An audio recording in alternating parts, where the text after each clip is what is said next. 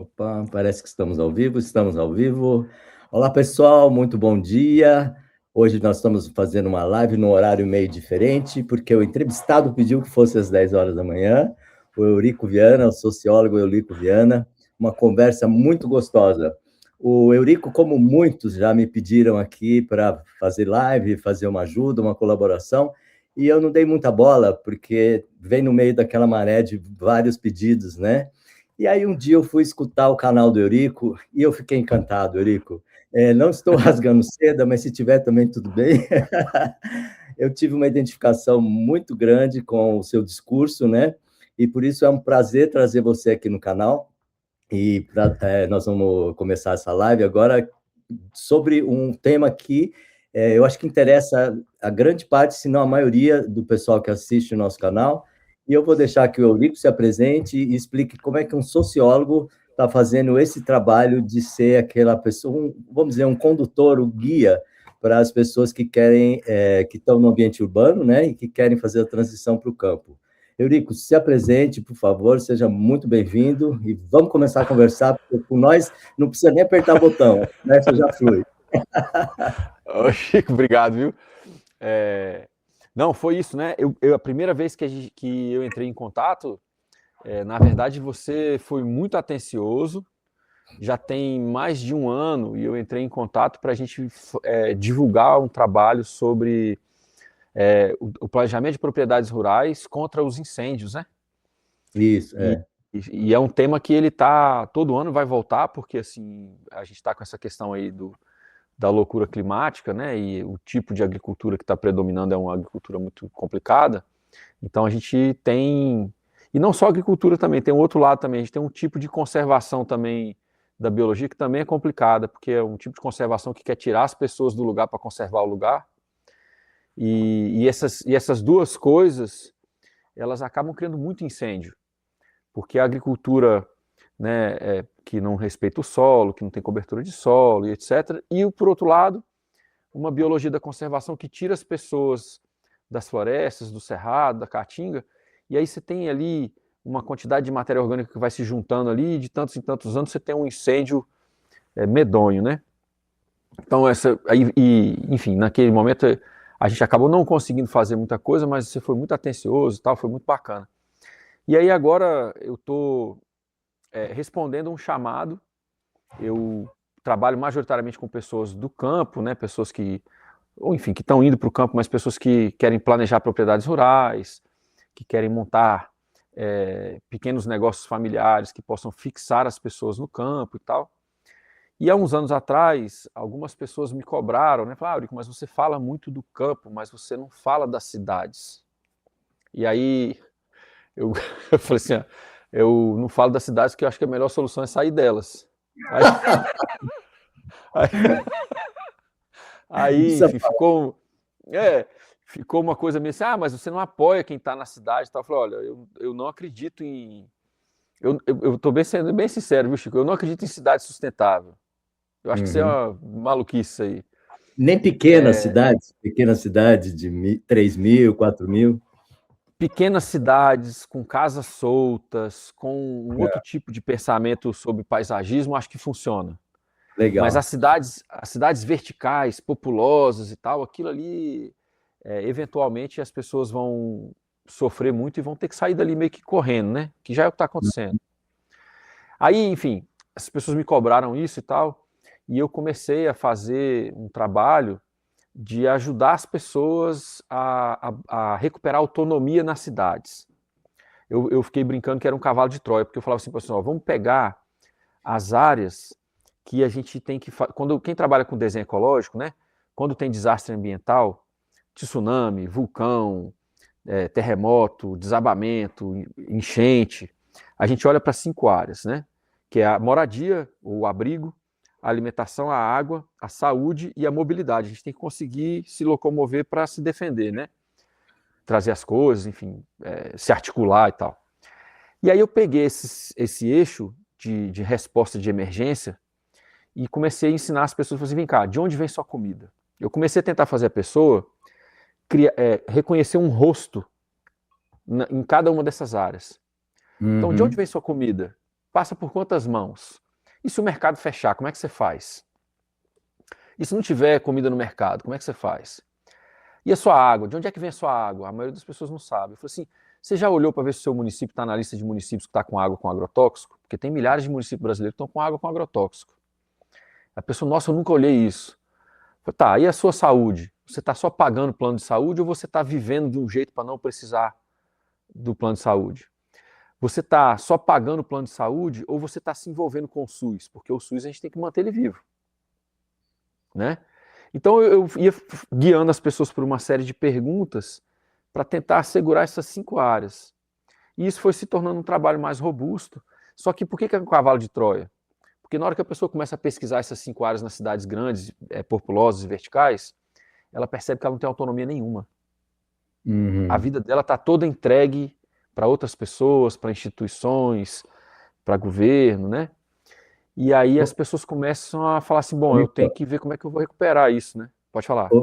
Como é que você diferencia isso, essa consciência, né, disso que você está falando, desses 5 pontos, dessa tendência para o sobrevivencialismo, né, que é aquela coisa de assim, olha, eu e a minha família, nós vamos, a gente vai se salvar, né, e esquecendo do todo, né, porque pode tender para isso, o momento que você percebe que você está numa enrascada dessa, que você depende de coisas, de que você não tem autonomia, então você vai querer salvar o seu, fazer seu abrigo subterrâneo, guardar comida. Como é que não cai nisso? Não cai nisso pelo seguinte, Chico. Quer dizer, não cai nisso. Algumas pessoas vão cair nisso, né? Não cai, A questão do sobrevivencialismo, assim, ó, ali dentro tem conhecimento que é válido. Mas o que a gente precisa entender? O sobrevivencialismo, ele vem majoritariamente dos Estados Unidos, por uma formação, vamos dizer assim, dos liberais radicais, né, anarcocapitalistas e tal. Então ele vem de uma economia que naquele momento era muito forte, de um país que teve uma abundância muito grande em função de saques e até da própria energia que eles tinham ali, né? Os Estados Unidos tinha muito petróleo também e tal. Enfim, então a origem desse movimento é uma origem dentro de uma cultura individualista, competitiva, enfim, é importante a gente ter essa genealogia. Sim. Só que o que acontece? Quando as coisas desmoronam, ao contrário do que as pessoas gostam de fazer a gente pensar, quando as coisas desmoronam, o ser humano ele é mais solidário. A gente acaba sendo mais competitivo na abundância e mais solidário quando a gente passa dificuldade. Então, eu acho que a gente não deve cair no sobrevivencialismo, porque parte do que a gente precisa recuperar de novo, a gente ter o rosto para a relação. Eu não preciso de dinheiro se eu consigo trocar serviços e produtos. E trocar serviços e produtos, historicamente, estou falando historicamente na trajetória da humanidade mesmo, sempre foi uma maneira da gente construir um tecido social forte.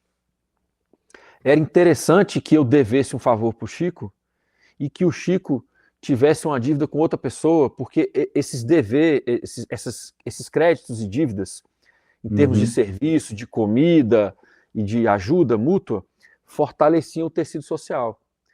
Quando você não pode confiar numa pessoa para pedir um favor, ela é uma pessoa que não serve para o nosso, assim, né? Então o sobrevivencialismo, ele parte da suposição de que a gente vai resolver tudo muito sozinho.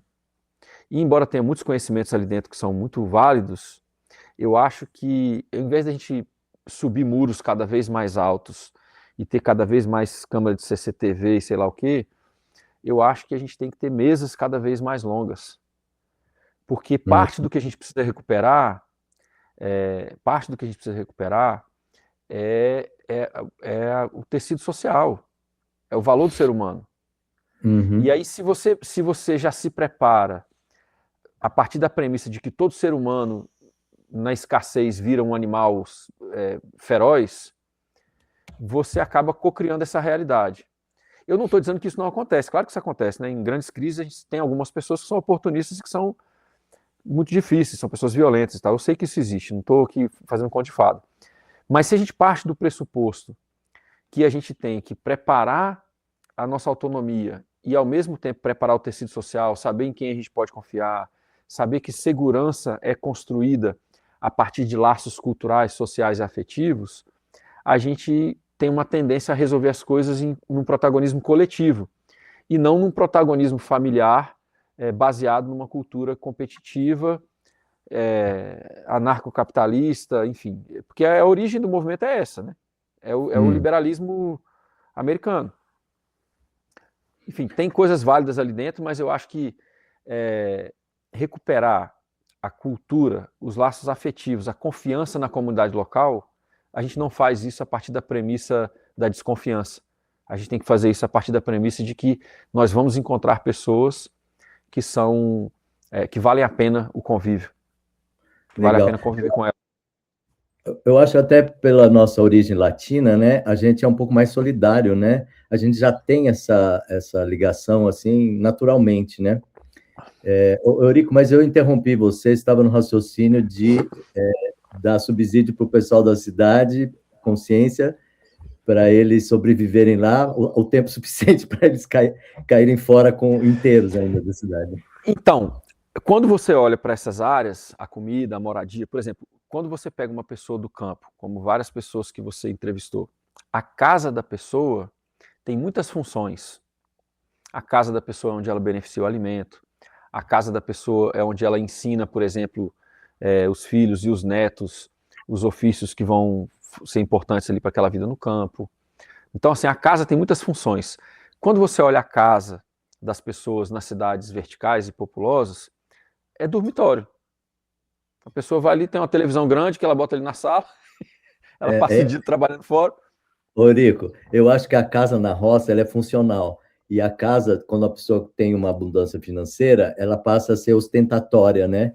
E, assim, a função que tem lá é assim, quando vier os parentes, vai usar, quando meus amigos vierem, eles vão ver esse quadro, né? Então, deixa de ser e fica feio. Para mim, eu percebo logo, sabe? Quando não é funcional a casa. É bem isso que você falou, né? Uma casa que ela é como se ela fosse uma prateleira de conquistas de consumo. Ela está ali para mostrar para as pessoas e a outra casa está ali para funcionar para as pessoas. É bem isso. Só que, assim, quando a pessoa está muito tempo na cidade, você fala isso, ela não entende. Mas aí você vai perguntando para ela, mas sua casa, né? Por exemplo, muita gente entendeu isso a duras penas na pandemia. Teve gente que ficou confinado dentro de casa na pandemia e surtou, porque a casa não tinha nada. Era televisão o dia inteiro e não tem mais nada para fazer. E aí? Né? Então, assim, quando a gente... Por isso que é cavalo de Troia, né? Eu fiquei brincando com isso, porque assim, a pessoa vai analisando esses pontos. A comida. Pô, de onde vem sua comida? Qual o papel que a sua comida tem em te transformar, por exemplo, num ser humano saudável que não vai precisar, talvez, de um plano de saúde? Imagina, se todo mundo que tem plano de saúde particular hoje no Brasil investisse em ter uma relação municipal com o SUS e apoiar o SUS, a gente teria o melhor sistema de saúde do mundo. Só que a gente tem uma cabeça meio, né? A gente tem uma cabeça meio doida. Aí, enfim, quando a pessoa vai fazendo essa análise, ela percebe que ela é muito dependente. Nesse momento, algumas pessoas minimizam as dependências, mas não querem sair ou não podem sair, questões familiares, empregatícias e tal. E outras pessoas começam a entender o seguinte, não, eu preciso fazer esse movimento de sair daqui e ir para outro lugar. Aí esse lugar, como você falou, não precisa necessariamente a pessoa sair da cidade e bater numa fazenda ou num sítio. Muitas vezes ela vai sair de uma cidade vertical e vai para uma cidade, igual você falou, de 3 mil habitantes, 5 mil habitantes, mas ela vai ter uma casa solta, ela consegue fazer uma horta, ela consegue comprar direto do produtor, ela consegue recuperar autonomia sobre as coisas básicas da vida dela. E aí, enfim, esse trabalho ele foi encorpando, né?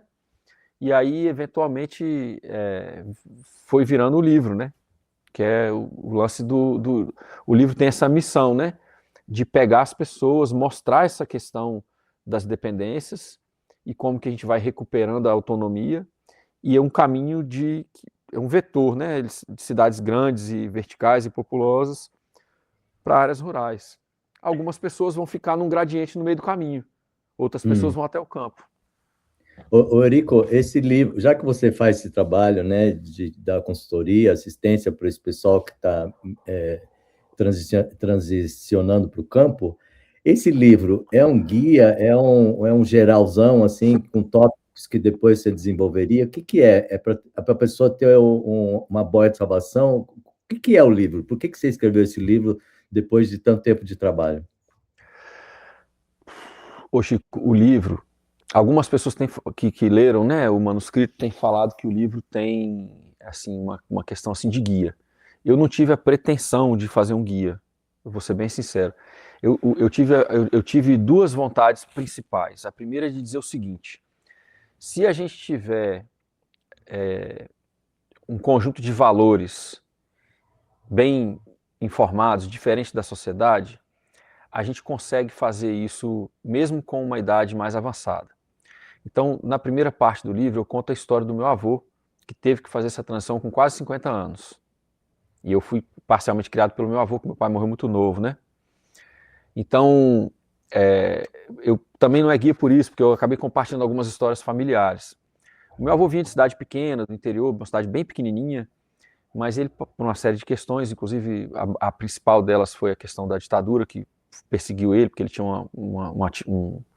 ele tinha uma atividade política, né, no município, era um cara muito coordenado, um cara muito articulado, né, e ele saiu para vereador em 64 e ele foi mais votado do que o prefeito que ganhou, só que o prefeito que ganhou era do outro partido, e ele era de um partido de esquerda, e ele era de partido de esquerda, então foi perseguido, a gente teve pessoas da família que foram perseguidas, caçadas e tal.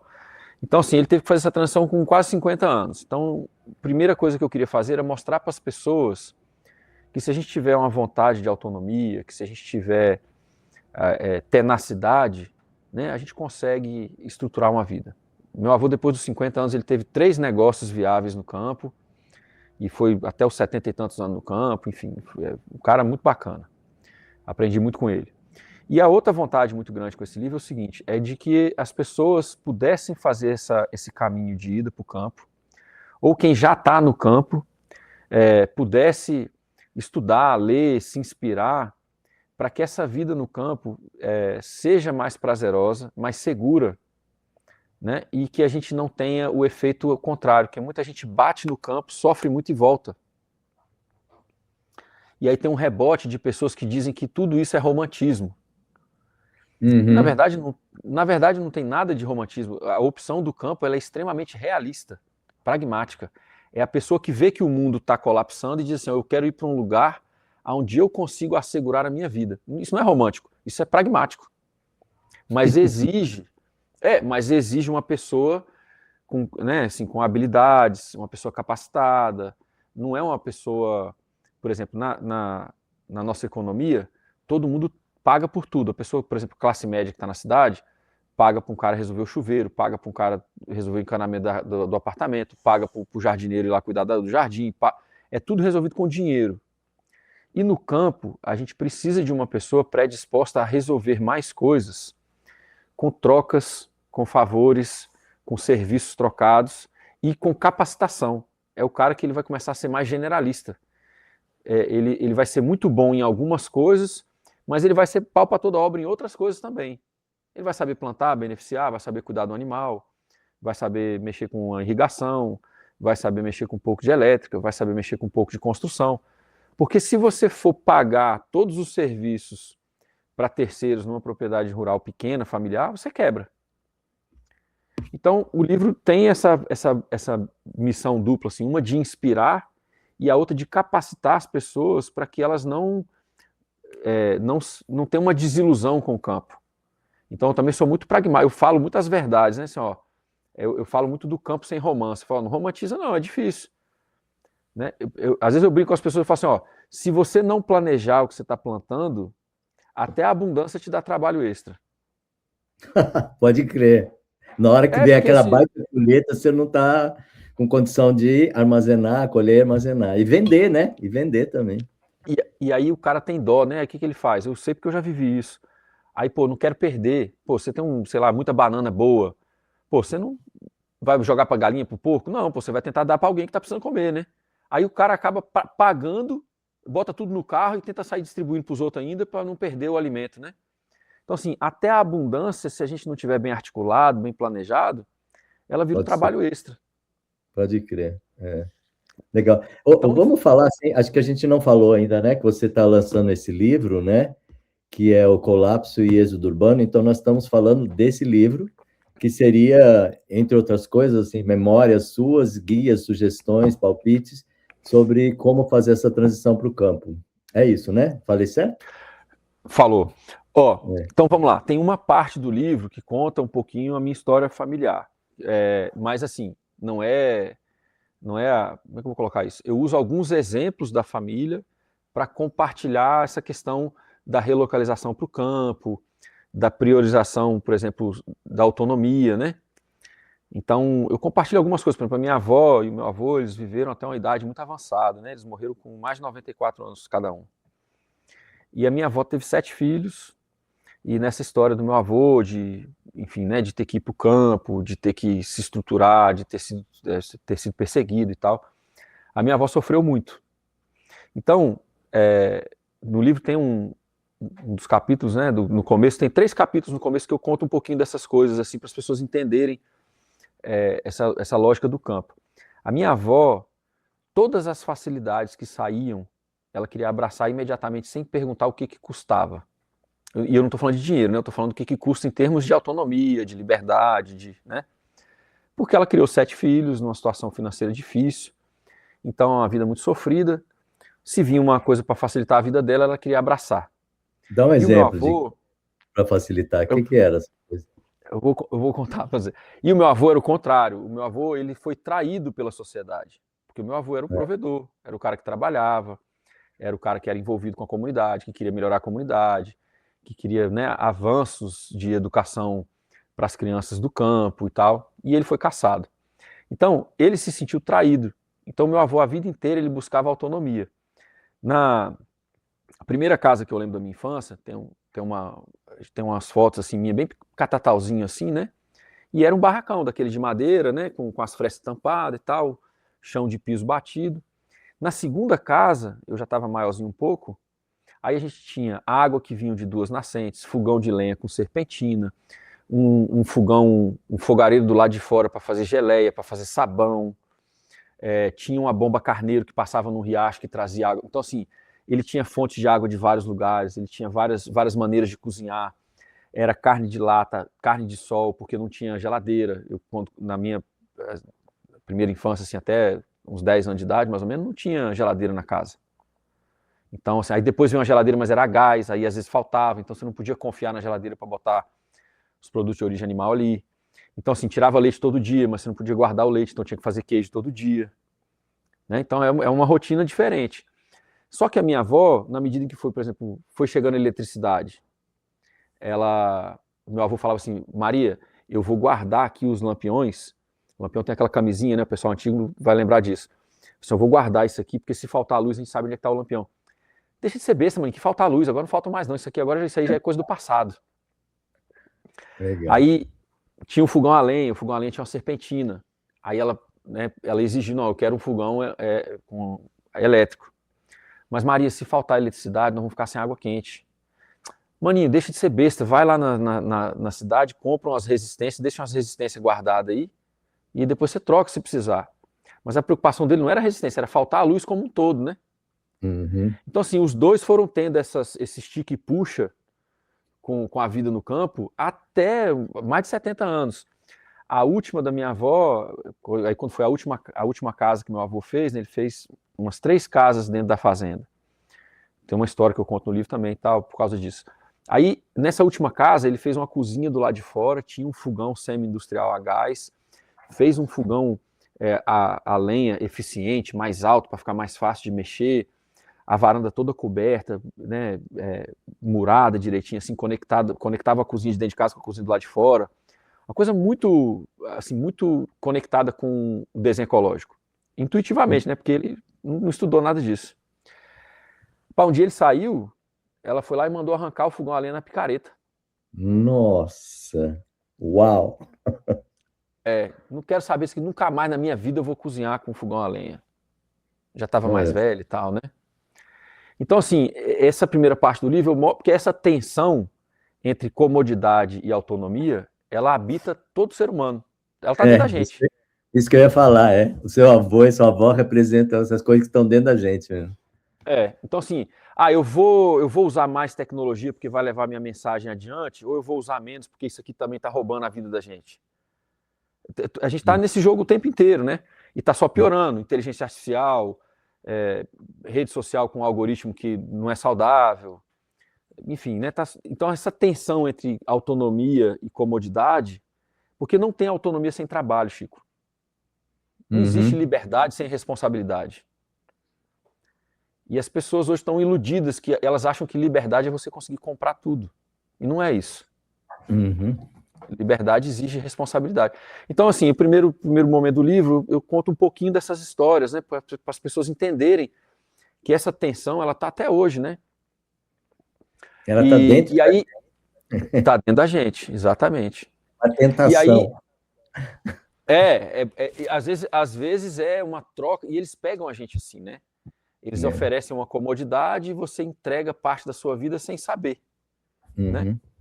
Você imagina se uma pessoa da roça, há 40 anos atrás, ia entregar tanta informação da vida dela numa rede social como a gente faz hoje? Jamais.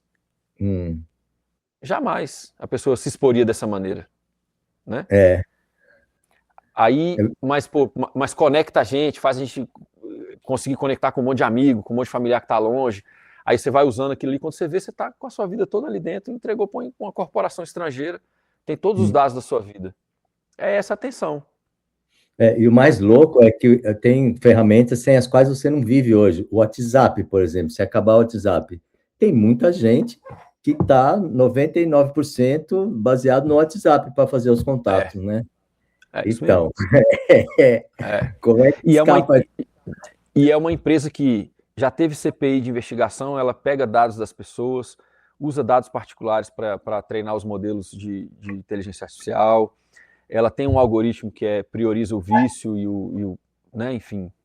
Então, assim, é isso, essa tensão está na nossa vida, e a gente precisa saber onde que a gente vai traçar algumas linhas, o que eu uso, o que eu não uso, como que eu deixo de usar algumas coisas. Eurico, eu acho que é muito importante esse ponto aí, né? Porque isso existe, né? Isso é dado, a gente não dá para fugir disso. Como usar isso com inteligência e consciência para que a gente não fique escravo disso, que nem seu avô, né? A energia chegou, mas eu vou guardar o lampião.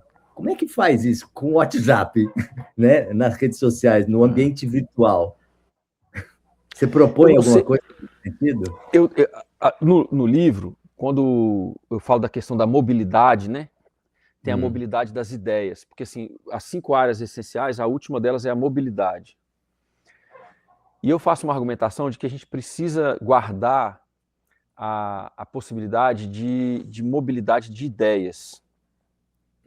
Porque assim, ó, a gente está muito colonizado, porque assim, o WhatsApp é maravilhoso, tal, funciona, beleza. Mas não precisava ser de uma empresa demoníaca igual é.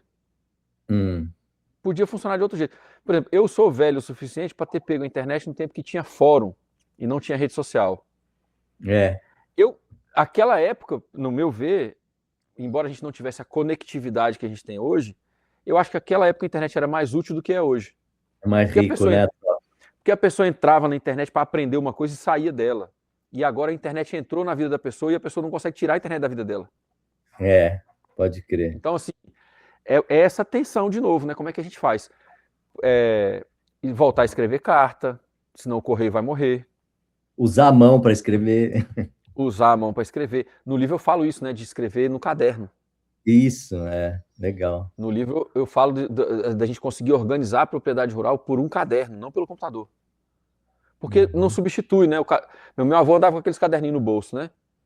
Aí no caderninho ele anotava tudo, chegava de noite, ele fazia os fluxos de caixa e tal, tinha um caderno para a contabilidade da propriedade, tinha um outro caderno para anotar as coisas de lista de compra, manejo de animais, manejo de sistema de produção e tal. Então, assim, isso é insubstituível. E se a gente começa a colocar toda a gestão, todo o planejamento das propriedades em aplicativos, quem garante para a gente que esses dados não vão vazar para todo lado aí? Quem não garante que não estão usando os nossos dados para outras coisas? Né? Além de vazar, eles podem desaparecer, e daí você fica na mão, porque você não tem anotado num caderninho, né? Tem um estudioso, Chico, eu não vou lembrar o nome dele agora, mas ele fala da chave epistemológica chave epistemológica é um jeito de entender as coisas, né? Aí ele fala que é o seguinte, que as pessoas mais jovens estão perdendo a chave epistemológica do aprendizado. Por quê? Antigamente você aprendia que você ia pegar o dicionário para entender uma palavra, que você ia na enciclopédia para pegar alguma coisa, que você ia na biblioteca para pesquisar. E hoje é tudo no telefone e na internet. E se não tiver, a pessoa não consegue fazer nada. Então, é bem E isso mesmo. eu venho discutindo o seguinte, que nós precisamos incentivar leitura na propriedade rural. Eu gostaria que a gente tivesse as propriedades familiares brasileiras discutindo literatura, escrevendo, que a gente tivesse, por exemplo, sarais, né? Vamos fazer um sarau, um pouco de poesia caipira, sabe? E discutir livro, e discutir saúde do solo, discutir a saúde da economia local. A gente precisa voltar a ter livro, porque o livro ele é insubstituível. O livro é físico. Se a internet cair, o livro está ali. Então, por exemplo, tem que ter um livro de receita, tem que ter um livro de beneficiamento de alimento, tem que ter livro em casa, gente, sabe? É insubstituível. Então, Legal. assim, enfim, o meio do livro dá algumas ferramentas, essa do caderno, dá, né, uma noção de gestão, uma gestão, inclusive, que a pessoa se coloca dentro da gestão. Porque a gente fala muito de gestão, fica uma coisa empresarial, o pessoal pensa que é só dinheiro. Não. Gestão é um conjunto de tomada de decisão. Só que assim, eu cansei de ver pessoas no campo que vão fazer o caderninho de campo 11 horas da noite. Então tem que ter uma gestão que a gente consegue medir também a saúde da relação do casal que mantém o lugar, né? Tem que ter um caderninho, a gestão tem que ajudar as pessoas, por exemplo, a preparar a sucessão familiar, como é que a gente está cuidando dos filhos para que eles queiram ficar.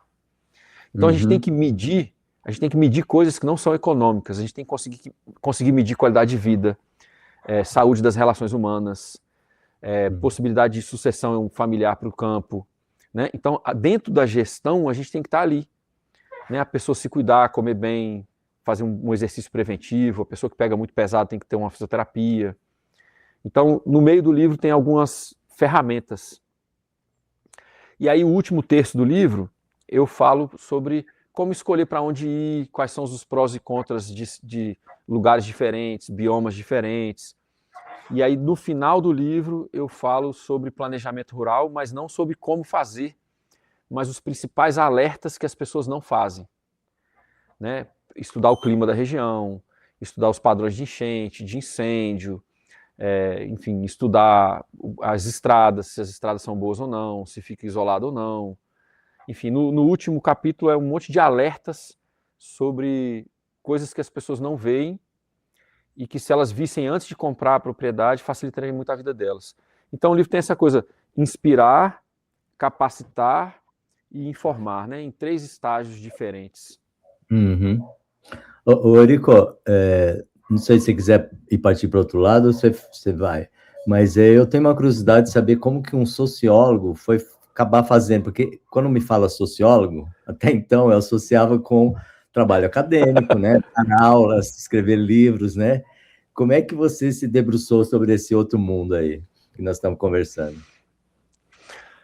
Ô, Chico, eu fui muito afortunado porque, assim, ó, a gente vive um tempo hoje, né? Eu morei fora do Brasil e tal, e tem um movimento ecológico muito forte, né? Um movimento de agroecologia, de agricultura que tem uma ética ecológica, de planejamento rural e tal.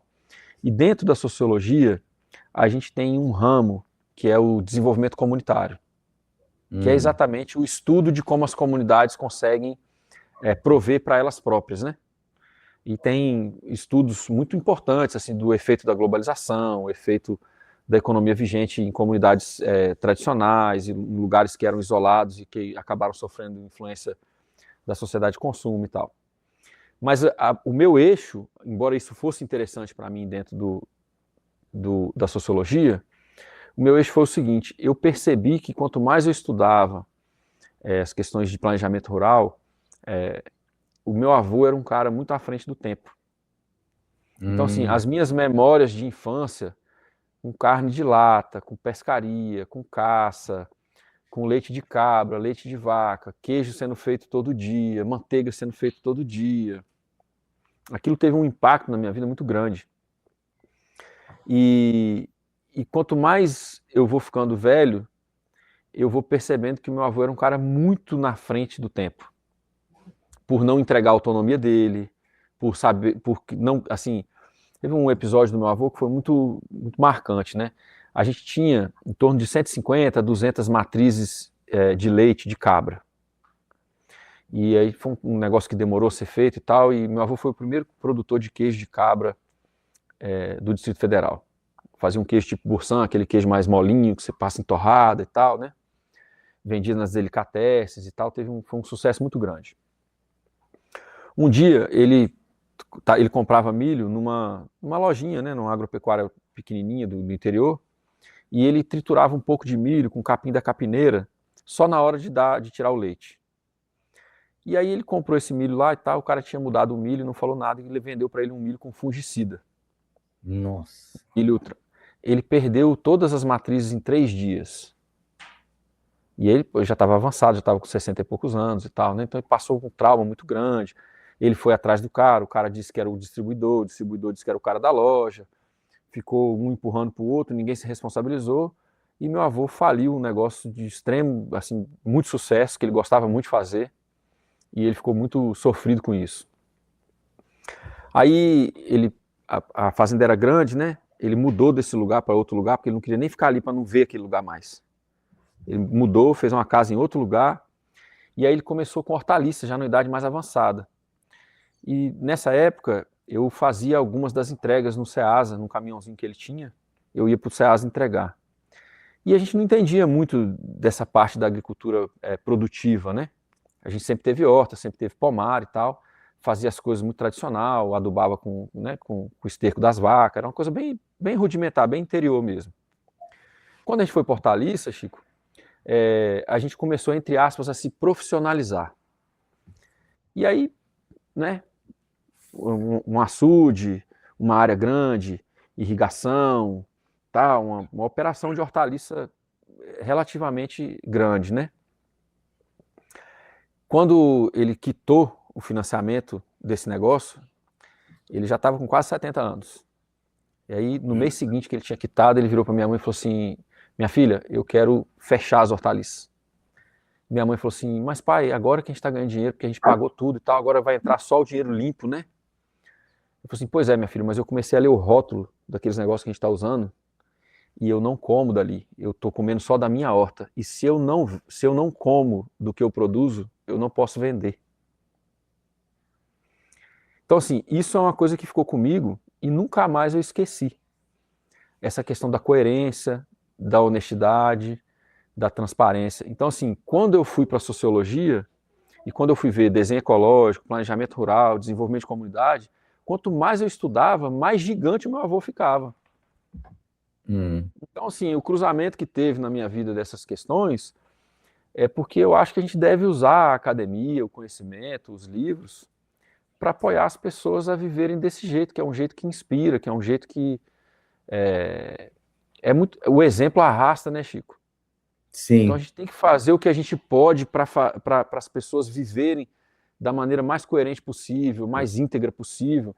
E isso tem um efeito, cara. A gente pode não ver, porque a televisão, o governo, o Estado, as coisas não querem mostrar as pessoas construindo um protagonismo. Mas isso está acontecendo, cara. Sabe? E o meu interesse, né, eu fui acadêmico, hoje eu não sou acadêmico, eu escrevo e tal, mas eu não sou acadêmico mais. Mas o meu interesse era assim, como é que eu uso a academia, como é que eu uso o estudo para fazer com que as pessoas tenham cada vez mais acesso a essas histórias que inspiram, que arrastam, que transformam, né? A minha viagem foi essa aí. Foi natural isso para você. Legal.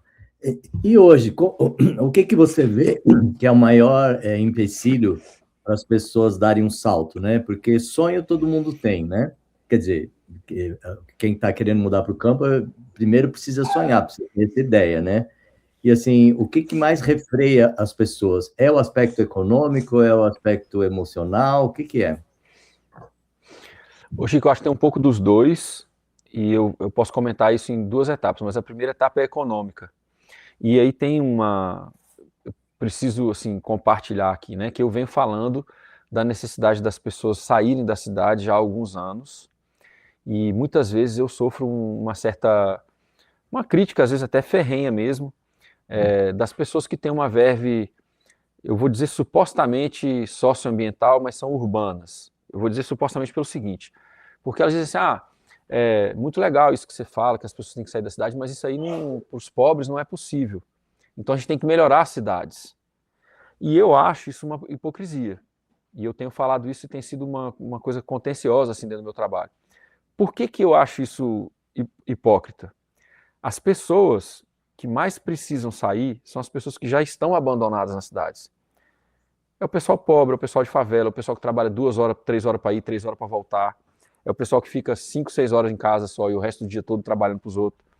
São pessoas que o financeiro já não funciona para elas, o governo já não funciona para elas, o saneamento já não funciona para elas, elas já comem mal, só comem ultraprocessado. Então, quando as pessoas de classe média para cima dizem que a gente tem que defender a reforma das cidades em prol das pessoas que estão vulneráveis, na verdade elas estão usando essas pessoas de escudo, porque essas pessoas, se a gente fosse ser justo, a gente tinha que usar o dinheiro público para primeiro tirar essas pessoas que já estão vulneráveis e botá-las no campo. Porque são elas que já estão vivendo mal, né? Então, assim, existe um desafio muito grande de fazer uma relocalização, que é um desafio econômico. Esse desafio no Brasil, né, um país que a desigualdade econômica é muito grande, é enorme esse desafio. E tem a outra questão, que é essa questão que você colocou, assim, é uma dificuldade de organizar mesmo os pensamentos, de ter o conhecimento necessário, de saber para onde vai, saber o que compra, saber como vai viabilizar um viver, a mudança de quem é funcionário e passa a ser, né, passa a viver no campo, não necessariamente como produtor, tem muita gente que vai para o campo e não vai ser produtor rural, mas essa mudança de paradigma do cara que era funcionário e ele passa a ter que tomar conta de uma propriedade rural, para muita gente ela é muito difícil. Porque o cara passa a ser o pior chefe que ele já teve na vida dele é ele mesmo.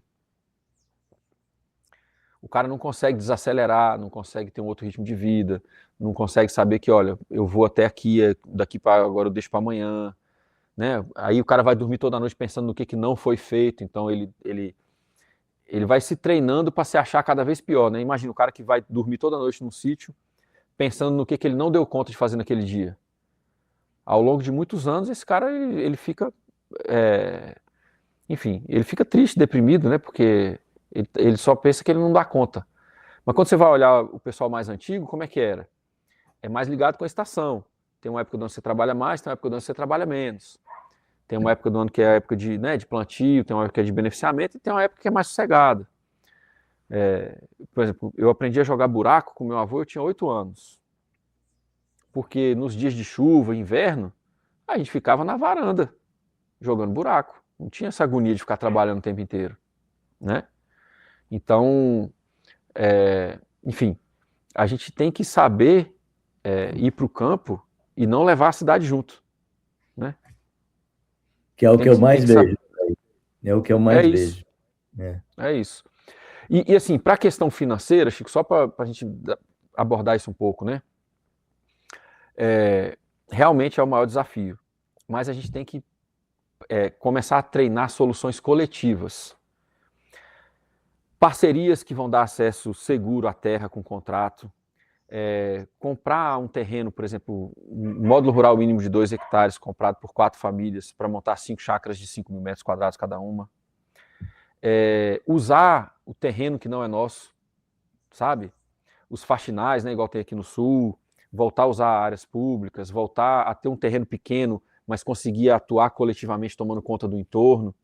Então, muitas das soluções que a gente vai ter daqui para frente vão ser numa economia alternativa. Não vai ser só dinheiro e financiamento no banco. Vão ser arranjos diferentes.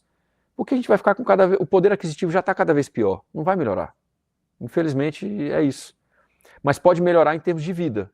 A gente vai ter menos poder aquisitivo, mas a gente pode ter mais afetividade, mais cultura, mais relações humanas significativas, né? Então, muitos dos arranjos vão ser econômicos, mas não necessariamente com dinheiro e financiamento. Ô Eurico, a Débora está falando assim, no seu livro você fala sobre essas alternativas de comprar um terreno convencionalmente imagino assim, eu tenho X dinheiro, vou comprar essa terra, vou fazer o que eu quero, né? E resolver lá. Você está propondo alguma outra coisa, né? Além Eu disso. proponho, sim, eu proponho o seguinte: primeiro, nem todo mundo que vai para o campo precisa ser produtor rural. O campo, ele é multidimensional. A gente precisa de arte, de cultura, de professores, de logística, de enfermeiro, de pessoas que trabalham com medicina alternativa. A gente precisa, o campo precisa de muitas coisas. Então, assim, viver no campo, do campo e para o campo não significa necessariamente ser um produtor rural.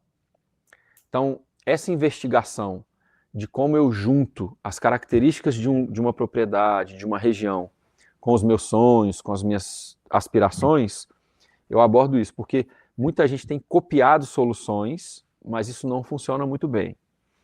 Aí tem uma outra questão, né? Tem um capítulo que eu falo da relocalização. A gente precisa conseguir encontrar o território certo para o tipo de vida que a gente quer levar. A gente não pode forçar um sonho por cima de um território. O território também tem vocações. Uhum. Então, isso é um trabalho um pouco diferente que eu faço do que as pessoas estão acostumadas, porque eu não coleciono soluções copiáveis. Eu provoco muitas perguntas que, ao serem respondidas, elas vão desenhando para a pessoa e vão dando para ela uma capacidade de protagonizar a própria vida.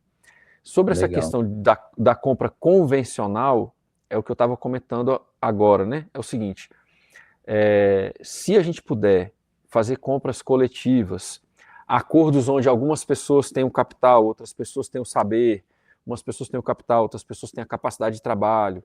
Se a gente conseguir fazer acordos contratuados para todo mundo ficar seguro, né? Para todo mundo ter segurança nisso, eu acho que a gente consegue acelerar mais mudanças, porque para muita gente, por exemplo, tem muita gente que está indo para o campo e tem dinheiro, mas são pessoas que já passaram dos 50. Elas não têm capacidade de trabalho mais e não eram do campo antes, então elas não têm habilidades. Então, muitas das soluções que a gente precisa daqui para frente, elas trazem combinações sociais e uma economia que é paralela, não é necessariamente dinheiro e financiamento. Mas isso tudo tem que ser com contrato, né? Porque senão a gente se expõe muito. O Eurico, uma coisa que eu tenho observado é assim, tanto em assentamento como em ecovilas, né? Pessoal que se junta, enquanto eles têm aquele objetivo comum, que é adquirir a terra, parece que a coisa caminha bastante bem. No momento da prática, né, que as pessoas têm que fazer suas construções e começar as atividades ali, e seja comunitária, seja individual, começa a dar problema, né? Você entrou nessa seara, né, das relações humanas, quando a gente está num projeto comunitário, não? Entrei um pouco, porque como consultor eu vi vários projetos de ecovila, principalmente, menos do que assentamento. Assentamento eu atendi poucos. Eu tenho alguns alunos que são de assentamento e tal, pessoas que eu atendi, mas é um número menor. No assentamento, eu vou fazer um comentário aqui que talvez seja um pouco, enfim, um pouco polêmico. É o seguinte, as pessoas dos assentamentos, elas são tão aguerridas, elas vêm batalhando há tanto tempo, que muitas vezes elas têm dificuldade de não ser aguerrida entre elas mesmas. Uau! Dentro do assentamento. Né? Então, O assim... meu direito, né? Tipo, na busca pelos direitos, né? É porque, assim, imagina anos de batalha, né? Aquilo exige um estado mental, uma tenacidade e tal. E aí, quando o assentamento ocorre, eu vejo que muitas vezes a capacidade de cooperação... Eu estou fazendo uma generalização aqui, eu peço perdão, tá, gente? Isso aqui não é uma verdade absoluta, por favor. Mas eu vejo que ali, depois do momento do assentamento, acaba que tem menos energia de união depois. A coisa acaba ficando um pouco contenciosa entre alguns Vai vizinhos para o ali, entre algumas pessoas. individualismo, né? Tende ao individualismo, não é isso? Isso. É. As ecovilas, eu já, enfim, já consultei com algumas, já ajudei algumas e tal. E assim, é um modelo muito interessante. E aqui tem uma outra fala que talvez incomode um pouco as pessoas, que é o seguinte: as que têm mais cola social, são as que têm uma missão legítima, idônea, né, honesta, religiosa. Então, assim, as pessoas que têm, sei lá, uma ligação com a ayahuasca, com o daime, enfim, tem uma cola ali que é uma cola religiosa. Tem alguns grupos que são grupos cristãos, né? Isso, ia falar. Que tem uma pegada também muito interessante e tal. E assim, as ecovilas do pessoal, de novo, vou pintar aqui um quadro meio grosseiro, mas assim, as ecovilas do pessoal que vem da cidade, meio inclinação socioambiental e tal, é muita deliberação, sabe? É muita discussão intelectual, e a maioria não consegue fazer uma transição financeira. E a Ecovila passa a ser um bairro onde as pessoas ficam ali, mas o trabalho é fora. Isso mesmo.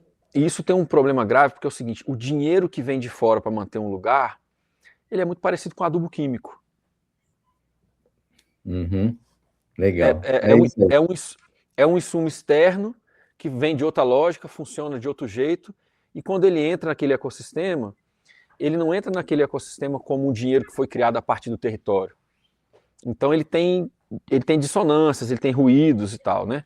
Então, o que eu vejo nas questões das ecovilas aqui no Brasil é que tem virado um lugar de classe média alta, de garantir uma vida ecológica para si e para os filhos pequenos, que muitas vezes vão para uma escola Waldorf ou montessoriana, mas que não cria capilaridade, não cria articulação local verdadeira. Porque eles não dependem do território igual o vizinho que é produtor depende. Eles moram no território, mas o dinheiro vem de outro lugar.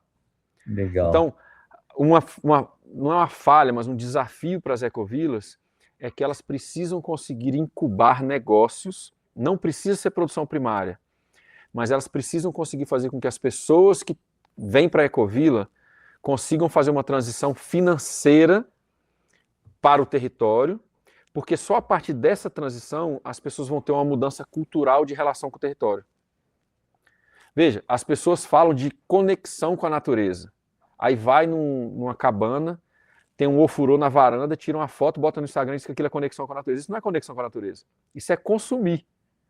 Conexão com a natureza é o cara que capinou, limpou o lugar, cuidou do pé de goiaba, do pé de manga, do pé de jaca, para você chegar ali e ver aquele lugar funcionando no final de semana. Aquele cara, ele tem intimidade com a natureza. A pessoa que chegou ali e tirou uma foto, ela só comprou. Então, consumiu. Ela só consumiu. Então, as ecovilas, um dos grandes desafios é conseguir fazer uma transição financeira para todos os participantes da ecovila. As pessoas precisam se viabilizar a partir daquele território para que elas tenham mais, como é que eu vou dizer? Elas tenham mais pragmatismo nas decisões. Porque a pessoa que tem o dinheiro que vem de fora e fica deliberando sobre o território, eu vou dar um exemplo besta aqui, tá? Por exemplo, a pessoa tem o dinheiro que vem de fora, mora na ecovila e quer proibir, não quer ter nenhum gato na ecovila porque o gato come os passarinhos. O cara que mora no campo e tem um paiol que precisa guardar o feijão e o milho dele, precisa do gato. Do gato. Entendeu? Ah, mas o gato é muito difícil para a natureza, não sei o quê. Não, meu amigo, o gato é alimentado com soro do leite ali, com leite que você tirou no pé da vaca ali, você alimenta o gato ali do lado do paiol que protege seu feijão, protege seu milho, protege sua semente e tal. Aquele gato tem uma função naquele ecossistema ali rural. Só que o cara que tem o dinheiro dele vindo da cidade, ele quer o privilégio de ver todos os passarinhos que ele quer ter na vida dele. Mas ele não vive do território. Se ele vivesse do território, ele entender que o gato no paiol tem uma função. Legal. Então esse é o desafio das ecovilas, é um desafio de conseguir ver o mundo a partir de um prisma mais conectado com o território, né? Legal. A Marisa Ferreira, né, ela fez uma colocação, acho que você já respondeu. Ela diz assim, gostaria de saber a opinião do Eurico sobre os novos rurais que priorizam estadias para hóspedes e faturamento, não se preocupando com o melhoramento do local, ficando dependente 100% de tudo da cidade, né? Eu acho que você ter uma hospedagem ali não tem nenhum problema, né? É como você faz essa hospedagem e que importância que ela tem no seu faturamento aí, que não seja em detrimento da relação com o entorno, com a localidade aí, né? É isso? No livro eu abordo os novos rurais, né? E eu chamo a atenção para isso, né? A pessoa que vem para o campo, ela precisa entender que aquele lugar que ela valorizou a ponto de querer mudar para lá, tem uma cultura, tem um funcionamento, tem pessoas ali, ela precisa chegar e conseguir se encaixar ali. Porque Uhum. se ela chega ali e ela quer mudar tudo, o que ela valorizou para mudar para ali, ela mesma vai destruir. Então, assim, Sim, o rural funciona com algumas coisas que são conservadoras. O rural não é. As comunidades rurais tradicionais têm tem inclinações às vezes para a esquerda do espectro político e tal, mas aquelas pessoas têm valores conservadores em muitos aspectos. Por exemplo, o caderninho na mercearia é um valor conservador. Eu confio nas pessoas. Tá aqui não, anota aqui, depois você paga. Então, você tem que conseguir chegar e se enquadrar ali. A questão do turismo, ela é muito complicada pelo seguinte: se todo mundo começar a colocar ofurô na varanda, qual vai ser o diferencial do seu turismo daqui 10, 15 anos? Eventualmente isso vai saturar. Então, a questão é o seguinte: como que a gente usa o turismo imagina que cada hospedagem que a pessoa tem numa propriedade rural pudesse ser um passeio como o Chico faz quando ele grava os vídeos dele. Esse é o turismo de base comunitária. O cara chega ali, ele vai entender como aquela propriedade funciona, ele vai entender o que é plantado, o que é colhido, o que é beneficiado, ele vai viver um pouco o dia a dia daquelas pessoas. dia Então, a ele é um dia. turismo, Aí. ele é um turismo que ele é educativo. Esse turismo, ele não vem com o vinho da cidade, o queijo da cidade, as coisas da cidade, deixa o lixo e vai embora. Esse turismo, ele vem, convive com as pessoas no dia a dia e leva embora as lições, os momentos e os produtos daquela família para a cidade. E deixa rodando naquela comunidade um dinheiro que vai rodar ali várias vezes depois. Então, as pessoas que estão se viabilizando por meio de plataformas de grandes corporações internacionais, se no começo você precisa fazer isso, faça, eu não julgo. Mas saiba que isso vai saturar. É igual quem começou com Uber há 10 anos atrás e fazia dinheiro com Uber e hoje não faz mais. Isso vai secar. E quem não vai secar é as pessoas que conseguem transmitir cultura, tradição, intimidade com o território. Esse tipo de hospedagem não vai morrer. Tendo ou não o ofurô na varanda, esse tipo de hospedagem vai perdurar. A hospedagem rasa, por mais luxuosa que ela seja, ela vai secar. Eurico, quando eu chego em algumas propriedades familiares, né, eu percebo que ali está pronto, né? E a pessoa está temerosa de se abrir para o turismo, né? O cara tem a galinha, tem a vaca, tem o cavalo, tem um tanquezinho, tem um moinho, e ela pensa que ela tem que fazer alguma coisa diferente para receber o turista. E eu falo, gente, vocês estão com tudo que o melhor turista quer. É isso. Ofereçam a sua experiência de interação. O que vocês têm que dar para o turista só é tempo, disponibilizar, estar ali pronto para ver o que ele quer. Cada turista vai pedir alguma coisa diferente e você só está pronto ali. Conta a história da sua vida, vai no galinheiro da milho, vai no chiqueiro da milho também, vai tirar o leite e anda com a pessoa, mostra o seu dia de faz a comida que você faz, compartilha a sua comida com o turista. Eu acho que isso ia ser fantástico, mas parece que eu não estou encontrando eco. As pessoas parecem que não entendem o que eu estou falando. Será que Eu tem acho alguma que. coisa para ser feita aí, Não, não? eu acho que você está coberto de razão. Porque assim, as pessoas têm um perfeccionismo e a ideia delas de hospedagem é de que elas talvez tenham que transformar a propriedade num hotel. E não é isso. Uhum. O turismo de base comunitária, claro, uma cama boa, a pessoa dormir bem, né? Enfim, o aconchego é diferente de luxo. Tem que ser Banheiro limpo. aconchegante. Isso, aconchego. O lugar tem que ser aconchegante, né? Mas isso não é luxo. Mas isso que você está trazendo, Chico, eu concordo muito com você. Esse é o tipo de turismo de base comunitária que eu acho que não vai secar. Porque Uhum. assim, ó, imagina que a pessoa na cidade tá tudo asfaltado, azulejado, marmorizado, é, é tudo Frio. pasteurizado, homogeneizado, quadrado, monocultural. Poxa, o cara quer ir para o lugar para quebrar isso. E tem um outro tipo de relação também que eu tenho incentivado as pessoas a partir dessa visão, que eu concordo muito com você, que é outra visão que é o seguinte: e se ao invés da gente fazer estadias curtas, nós pudéssemos incubar viveiros no campo? Por exemplo, tem uma cabana, você bota um galinheirozinho pequenininho do lado dela, um mini pomar e uma mini horta, e você aluga ela por 6 meses, 1 ano. E a pessoa já chega ali com o viver rural praticamente desenhado para ela, uma miniatura, né? Uhum. Aí ela vai ver o seguinte: pô, será que eu consigo viver essa vida? Será que eu consigo fazer isso?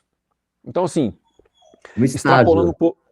É um estágio, Tipo, mas é um estágio que a pessoa protagoniza. Tipo, ela aluga a casa, mas a casa já tem os elementos ali funcionando em volta. Sabe? Porque assim, vamos supor que um dos dois do casal, sei lá, trabalha fora, o outro trabalha ali. Porque a gente precisa conseguir, Chico, dar a mão para as pessoas e mostrar que esse viver, ele dá trabalho, sim. Ele dá trabalho. Mas é um trabalho significativo, é um trabalho gratificante, é um trabalho que conecta a gente com a natureza, é um trabalho que melhora a vida da gente. sim. Então, além desse turismo que você falou, que é o turismo assim, olha, não é para entreter, é para conviver. Você não quer ter um animador de hospedagem, você quer compartilhar o dia a dia do cara, da família dele. Então, Uhum. não é um turismo de entretenimento, é um turismo de convivência. Aí, extrapolar isso e talvez fazer aluguéis de mais longo prazo. Assim, ó, tá aqui um manualzinho aqui, ó, assim que cuida do galinheiro, assim que cuida disso, assim que cuida daquilo. O cara aluga aquela casa ali, fica ali e ele vai fazer o estágio dele.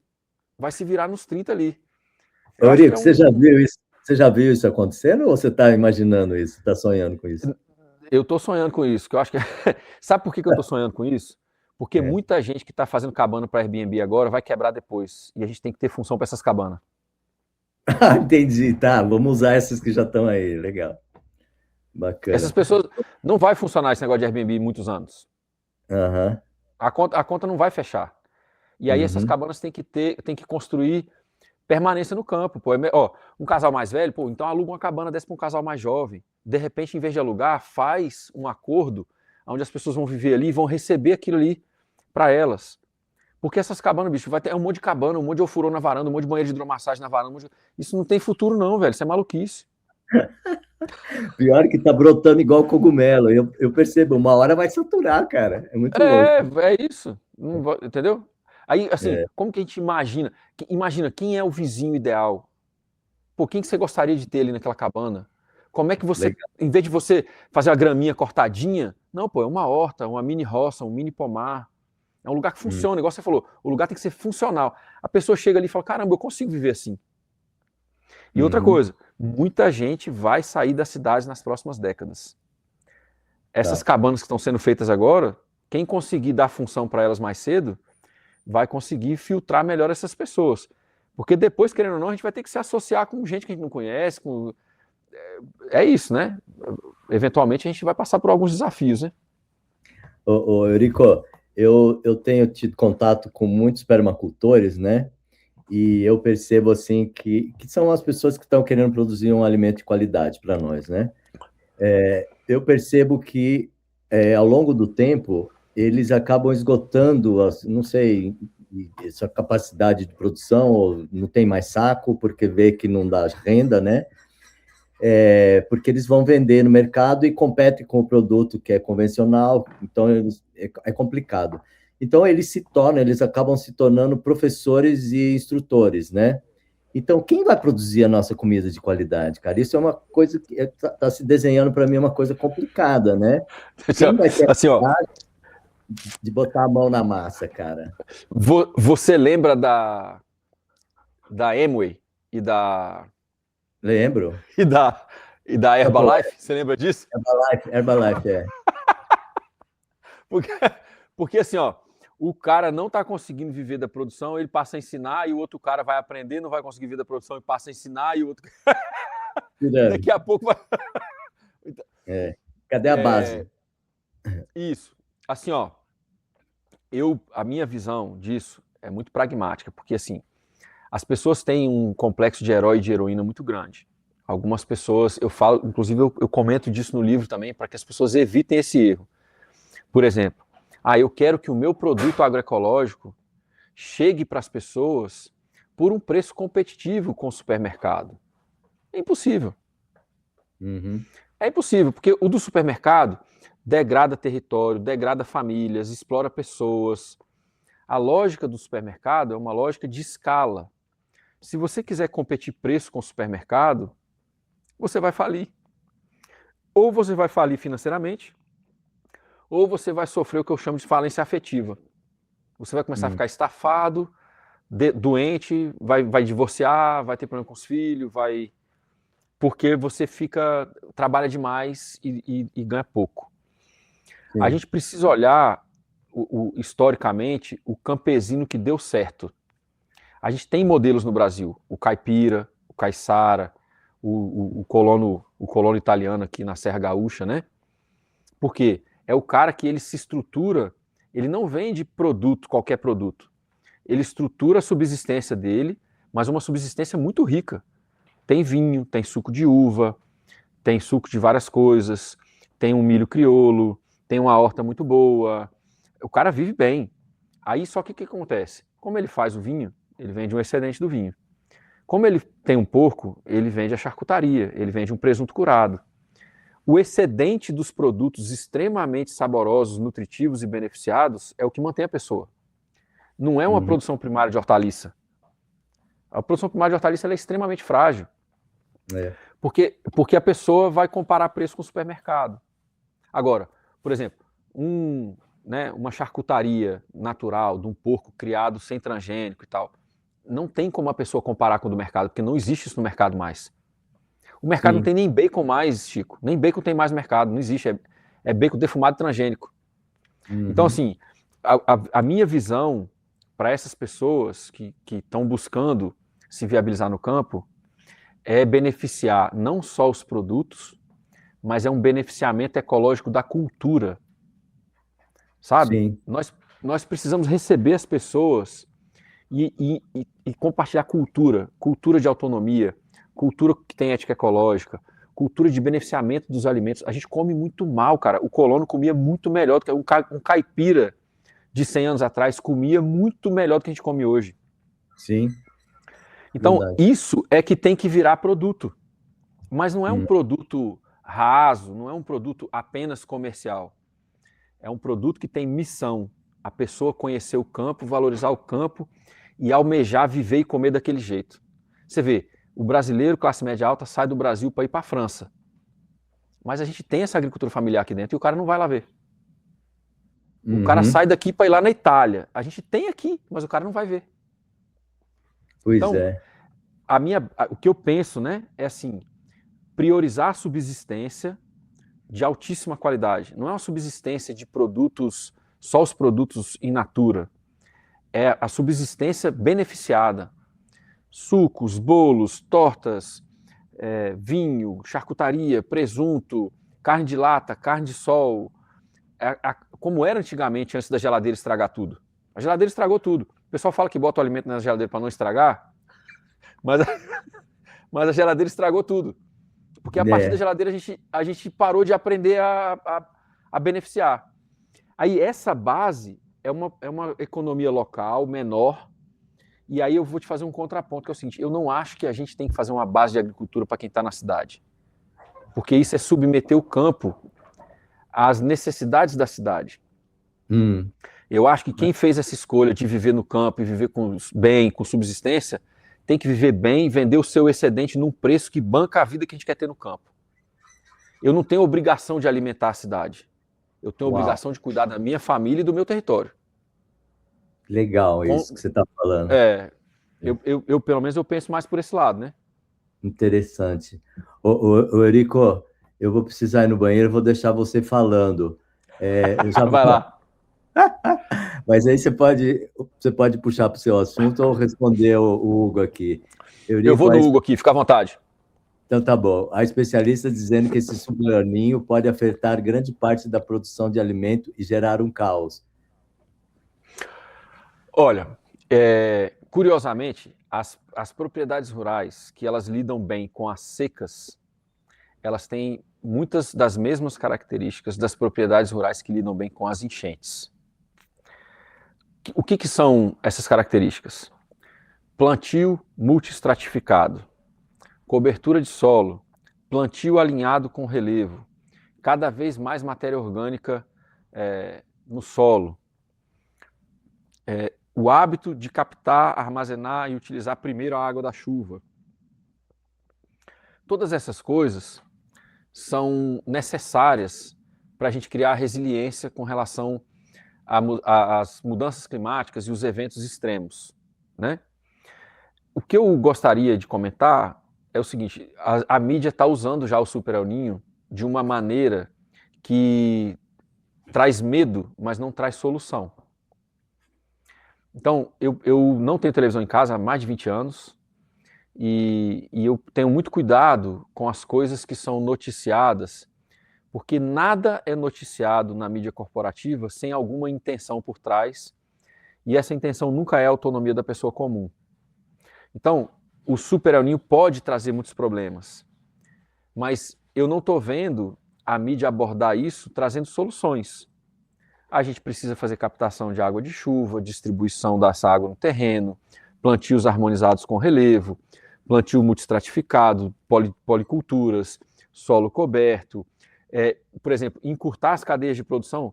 Por que os canais que estão falando do problema do Super El Niño não estão falando que a gente tem que tornar as cadeias alimentares brasileiras biorregionais? Porque eles estão...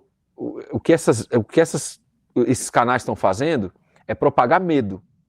Eles não estão propagando solução. Porque se a gente fosse falar do Super El Niño com um viés de vamos se preparar, então a gente estaria falando assim, gente, vamos facilitar as redes de feira agroecológica em todas as cidades, vamos dar isenção fiscal para os pequenos produtores rurais para eles conseguirem fazer o alimento chegar dentro das cidades, vamos dar incentivo das prefeituras para os produtores usarem o maquinário para melhorar e harmonizar os sistemas com o relevo, plantios em curva de nível, plantios em linha-chave, vamos dar mais incentivo para as pessoas que produzem em policulturas ecológicas e vamos sobretaxar quem produz em monocultura com pacote químico, farmacêutico e petroquímico, né? Então, assim, se a gente estivesse falando do Super El Niño de maneira responsável, nós estaríamos falando de como nos precaver. A última vez que a gente teve o rebote do Super El Niño foi quando o Nordeste passou por uma seca tremenda e a gente teve Canudos. Uau! Foi Canudos? Nossa, faz Canudos. tanto tempo assim. Foi o último Super El Niño foi na segunda metade de 1800, né? Uau! Então, a seca que deu ali, os maus tratos, as monoculturas de cana, os engenhos, os maus tratos, a lei de terras devolutas, né? O pessoal recebia liberdade, mas não tinha para onde ir. Aquilo ali gerou Canudos. Canudos tinha uma habitação, era autogerido, anárquico, os caras chegaram a exportar carne e não reconheciam o território nacional. Chegou ao extremo, né, do governo ir lá e matar todo mundo. Matou mais de não sei quantas, 20 e tantas mil pessoas, né? Então, a gente precisa entender o seguinte: existem as alterações climáticas pelo movimento planetário, mas muito do que a gente está vivendo de chuva, de enxurrada e estiagem seca, é o jeito que a gente ocupa o território. E aí não é só a agricultura, não, as cidades também. A cidade é extremamente hidrofóbica. A cidade é sobre pegar água e jogar para a sarjeta, pegar água e jogar para a sarjeta, pegar água e jogar para a sarjeta. E tampando os rios, né? Belo Horizonte, São Paulo, é tudo uma violência ecológica, né? Então, assim, eu acho que soluções para cidades verticais são paliativas, eu acho que é bobeira, mas, enfim, né, cada um tem a sua opinião. Mas sobre o El Niño, o meu principal comentário é: por que não estamos discutindo soluções ao invés de só incutir medo na população? Porque já está todo mundo com medo, mas não tem ninguém discutindo solução. Então, assim, rapidamente a gente consegue encontrar algumas soluções. Por exemplo, vamos facilitar a burocracia para ter as feiras de produtores entregando comida direto na cidade o tempo inteiro. Vamos dar isenção fiscal para produtor ecológico. Tem um monte de coisa para ser feita que a gente podia estar preparando para o El Niño. Sabe? Vamos começar as redes, vamos começar os bancos de semente, vamos começar... Dá para fazer um monte de coisa. Por quê? Esse Super El Niño não é o primeiro e não será o último. Mas a gente não está se preparando de maneira ecológica, coerente, né? E dando para a agricultura familiar um papel para os campesinos, campesinas, né, comunidades tradicionais, o papel de protagonismo que eles têm. Porque assim, ó, o agro produz commodity. Se o arroz ficar muito barato, eles guardam no galpão. Se tiver demanda e todo mundo se estapeando no supermercado que está passando fome, eles vão triplicar o preço do arroz para poder vender.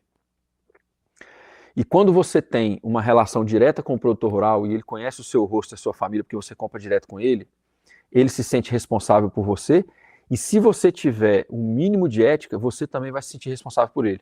Porque você sabe que a sua troca comercial com ele mantém a família dele também. Então, uma das coisas mais importantes que a gente precisava fazer para o El Niño, a gente não está fazendo, que é encurtar as cadeias de produção e consumo de alimento. Isso não está sendo feito, não está sendo discutido. Legal. Eurico, você está falando isso aí a nível de Estado, né? E de prefeitura, governo.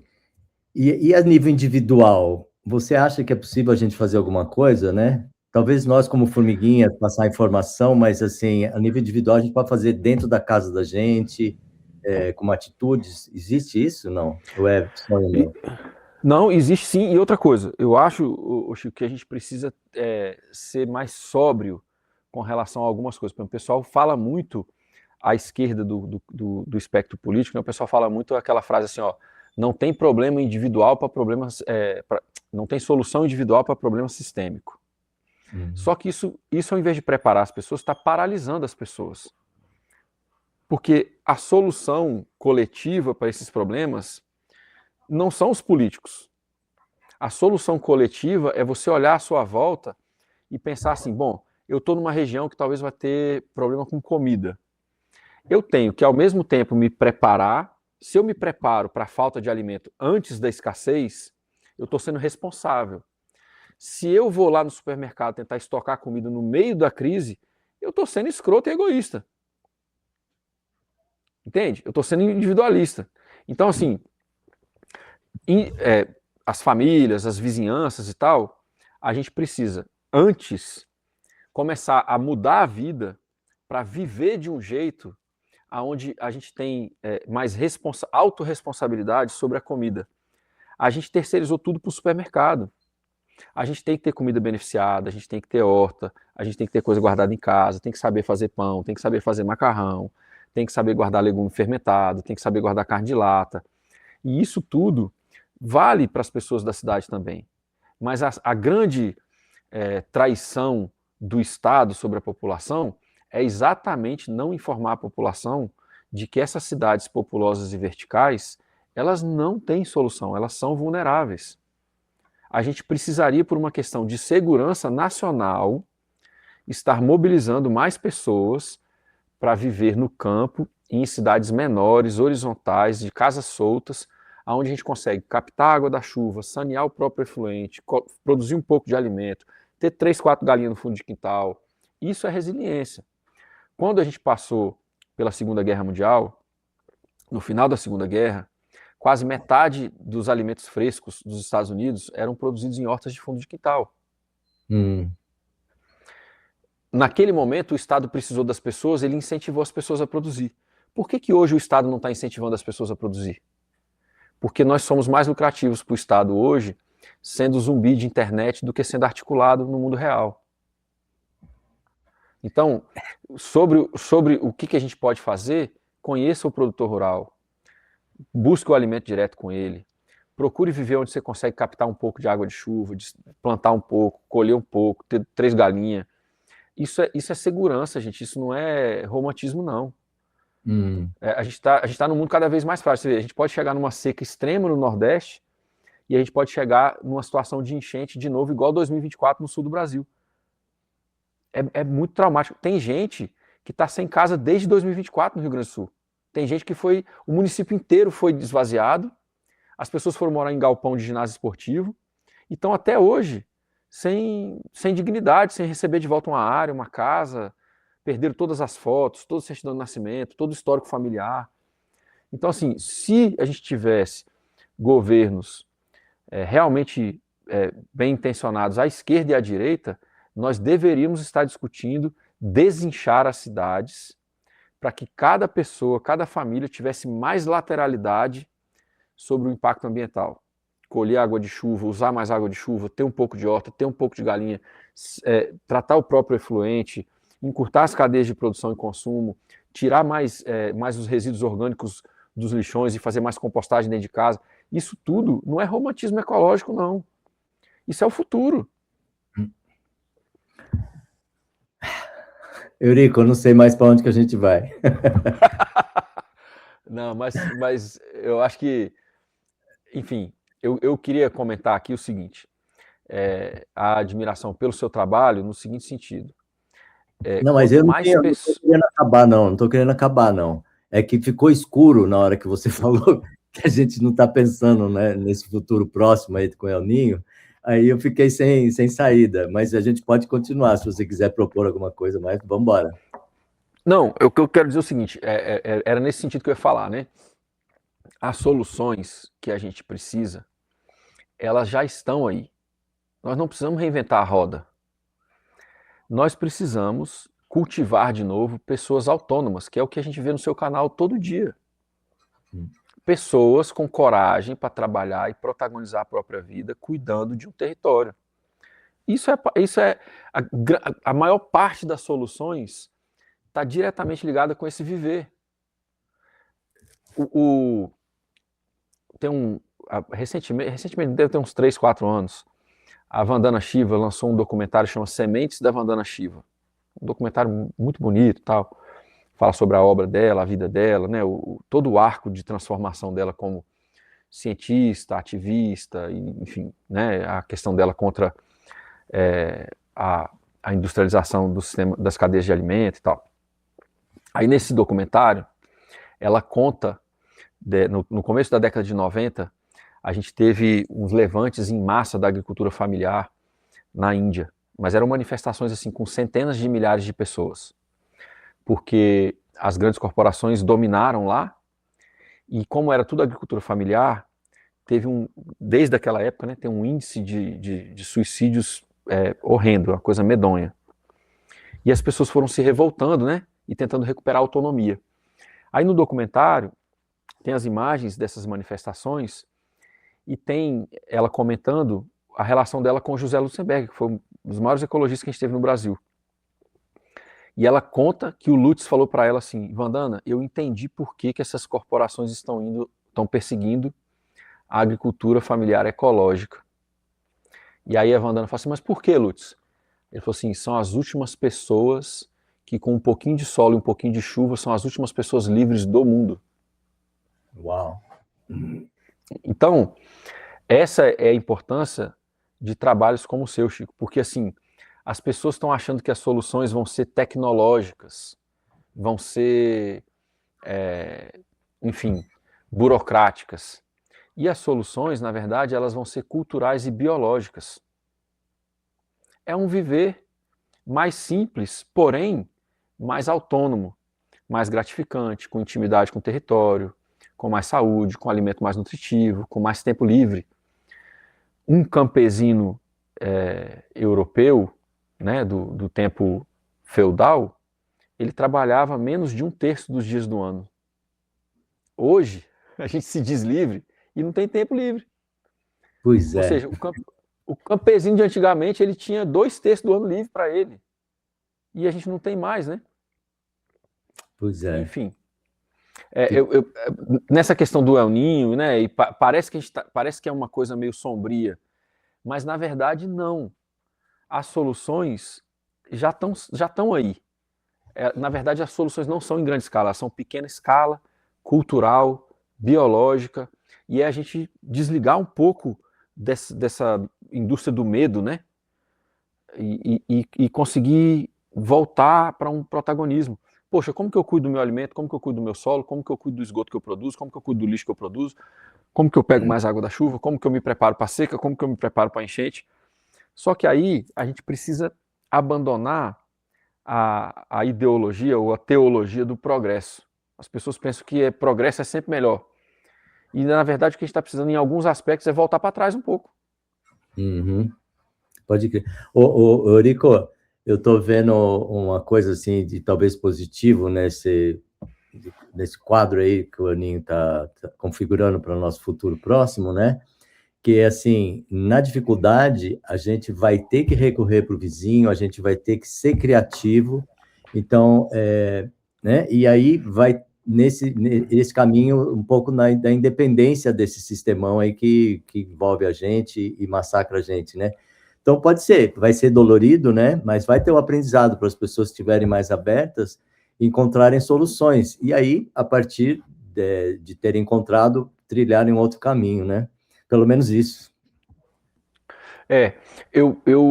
As relações, né? A gente recuperar as relações e a gente recuperar as relações com o território. Quando a gente teve as enchentes de 2024, eu estava atendendo uma mulher que ela tem uma família e tal, tinha uma filhinha, um esposo e tal. E em muitos lugares no Rio Grande do Sul, as pessoas estavam presas em apartamentos e não podiam nem dar descarga mais. Então, assim, o cenário louco, né? E aí não tinha mais água limpa.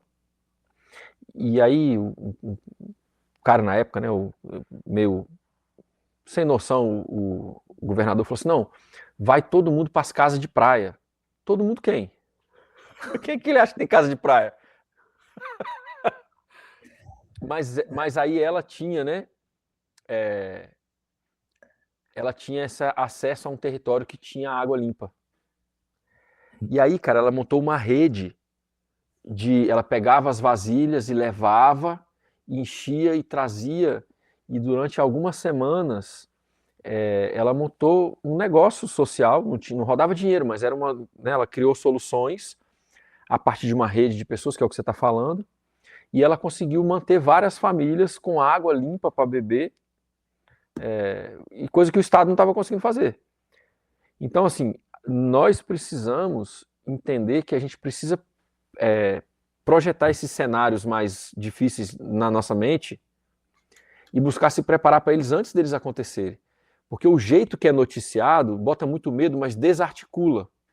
Isso, e o que a gente precisa é articular antes. Uhum. Legal. A Oliveira acaba colocando aqui uma coisa que eu não estou entendendo, vê se você me ajuda, Eurico. Se existe, quais sistemas sociais que temos para nos apoiar para migrar para o rural, né? Ou viver com a busca através de conhecimento local é o bastante. Você consegue entender isso aí? Você que é professor? Não, acho que ela está perguntando se a gente tem algumas instituições, apoio, né, para essa coisa de migrar para o rural. Não tem, é uma coisa de protagonismo familiar, coletivo, né? A narrativa nossa da sociedade ainda é ir para cidades para viver com mais conforto. Só que a gente fica preso, sem opções, né? De autonomia. Então, assim, tem alguns movimentos. Tem o movimento dos católicos, tem um movimento grande, mundial, inclusive, de famílias católicas de volta para o campo. Ah, Tem é? algumas. Tem um movimento mundial. Mundial. Ah, olha só. Mundial. Tem algumas iniciativas nos Estados Unidos de pessoas que têm montado alguns grupos, fundos de investimento, mas investimento social. Então as pessoas estão tentando buscar famílias para ocupar territórios de forma coletiva. Porque, de novo, é muito mais fácil se a gente faz isso de forma coletiva. Fazer sozinho é muito mais difícil. Tem várias questões, né? Escola para criança, convívio. Por exemplo, se você vai para o campo, mora isolado, o filho depois não quer ficar porque o adolescente quer contato social, né? Então tem algumas coisas aparecendo em alguns países diferentes que incentivam essa busca pela autonomia e o viver agrário. Mas isso não é apoiado na mídia e isso não é apoiado pelos governos, pela constatação que o José Lutzenberger falou para a Vandana Shiva, né? Essas pessoas é que são realmente livres. Então são pessoas, por exemplo, quando a pessoa tem uma pertença muito forte com o território, a pertença ao partido político e ao campo ideológico fica em segundo plano. Por que as pessoas estão tão polarizadas? Elas não têm mais pertença ao território. Então elas precisam pertencer à ideologia, ao partido político, e elas ficam extremamente polarizadas, violentas, desumanizam o outro lado. No rural, você não vai ver uma pessoa fazer isso com a outra. Ela entende que ela pertence ao território e ela se articula com os vizinhos, independente de quem a pessoa vota, para o benefício do território e da economia local. Qualquer comunidade rural que funciona bem, vocês vão ver que o voto, essa questão toda partidária mais barulhenta, polemizada, ela é segundo plano. A pessoa quer saber em quem ela pode confiar, se o cara ajuda ela quando ela precisa, se o cara vai no mutirão, se o cara não vai, se o cara dá carona, se o cara não dá carona, se o cara participa da feira, não participa da feira. As perguntas são mais baseadas na nossa capacidade de articular o território. Legal. Então, a gente não tem muito incentivo do governo para isso, mas a gente pode incentivar os grupos, incentivar as pessoas que a gente conhece, enfim, ir atrás disso, né? Eurico, o Hugo José Zappa está falando que existem programas do governo para cadastro de famílias na reforma agrária. Eu não sei, eu desconheço isso, você deve estar mais por dentro, né? Existem esses programas? Porque, por exemplo, isso devia ser mais divulgado, né? Porque o que a gente ouve mais é dizer que reforma agrária é coisa de comunista, que esse povo não trabalha e tal. Esclarece um pouco a gente sobre isso, você que tem mais intimidade. Só viagem. Não, a questão primeira para mim é que a reforma agrária, assim como o modelo de produção ecológico, não deveria ser uma questão partidária. Os países que têm economia forte hoje, os países que conseguiram se desenvolver, eles começaram a partir de uma ocupação territorial familiar, não monocultural industrial. Veja, os Estados Unidos teve a Guerra de Secessão. O sul era monocultura e o norte era assentamento de agricultura familiar. O modelo que prevaleceu foi o norte, né? De novo, os exemplos que eu já dei aqui da gastronomia mundial: ocupação territorial familiar, França, Portugal, Espanha, toda a região do Mediterrâneo ali que é super celebrada em termos de gastronomia, tudo é agricultura familiar. Então, a reforma agrária, ela é uma necessidade. E ela deveria ser apartidária. Essa divisão é uma divisão que foi feita porque a elite financeira bota a gente para brigar um com o outro, né? E a gente tem que entender o seguinte: enquanto a ocupação territorial brasileira for o agronegócio ele ocupa praticamente metade das terras produtivas brasileiras. O que a gente tem que ler quando a gente diz isso é: as corporações farmacêuticas, petroquímicas e agora as IAs e as Big Techs também, são elas, na verdade, que dominam metade do território produtivo brasileiro. Porque o agronegócio funciona num pacote industrial com várias corporações. Então, quem realmente ganha dinheiro com o território brasileiro são essas empresas, e não os latifundiários brasileiros. Eles são coisa pequena perto do que as grandes empresas ganham, né? Então, a gente está com a visão deturpada e, muito embora a gente tenha o cadastro para as famílias na reforma agrária, a gente também tem que ter uma sobriedade de enfrentar a nossa realidade. A gente está no 5º mandato do governo PT, os recordes de subsídios são para o agro, e a tão sonhada reforma agrária, desde a primeira vez que ele entrou no poder em 2003, não aconteceu. Então, a probabilidade de que a reforma agrária venha de forma organizada, com apoio e pelo Estado, é muito pequena. É provável que daqui para frente, nas próximas décadas, estou falando de longo prazo, tá, gente? É provável que a reconfiguração do território seja feita por meio de ocupações, de coisas que são numa área meio cinza, sabe? Eu estou passando uma opinião aqui um pouco, talvez, sombria, né? Mas é porque, assim, a gente, de novo, e está indo talvez até para um próximo turno, né, do PT. E é o partido que mais prometeu reforma agrária, e a gente está indo talvez para o 6º turno, e ela não aconteceu. De forma significativa, ela não aconteceu. E para as pessoas que falam assim, mas ele apoiou a agroecologia. Ele apoiou no verbo, mas ele não apoiou no bolso. A agroecologia não recebeu subsídio de dinheiro significativo para transformar os sistemas alimentares. Então, a gente precisa olhar as coisas com uma certa frieza e encarar as evidências. os partidos que a gente tem à esquerda, que dizem que vão fazer isso, não conseguiram fazer. Então, eu tenho uma visão um pouco mais anarquista. Eu acredito que a gente tem que se organizar e fazer acontecer. E isso implica, muitas vezes, em fazer acontecer, inclusive, na dimensão financeira e fazer acontecer na dimensão de aceitação cultural e social de ocupação territorial. O que eu quero dizer com isso? Enquanto as pessoas, ou muita gente no Brasil, estiver demonizando, desumanizando as pessoas que fazem assentamento, a população como um todo está perdendo a chance de normalizar, ocupar territórios e dar uma função ecológica e produtiva para eles. Como um todo, como nação, quando a gente permite que as pessoas demonizem e desumanem as pessoas que vão para os acampamentos, o que a gente está fazendo é dar uma rasteira, puxar o tapete debaixo do próprio pé. Então, embora tenha a estrutura legal para a reforma agrária, a gente não teve o apoio político, a liderança política, e não teve a coragem política de fazer. E eu acho que ela não vai acontecer. Legal. O Eurico, Bem Viver no Brasil está colocando aquilo que a gente tinha conversado antes, que eu queria que a gente falasse, que é o problema da mão de obra, né?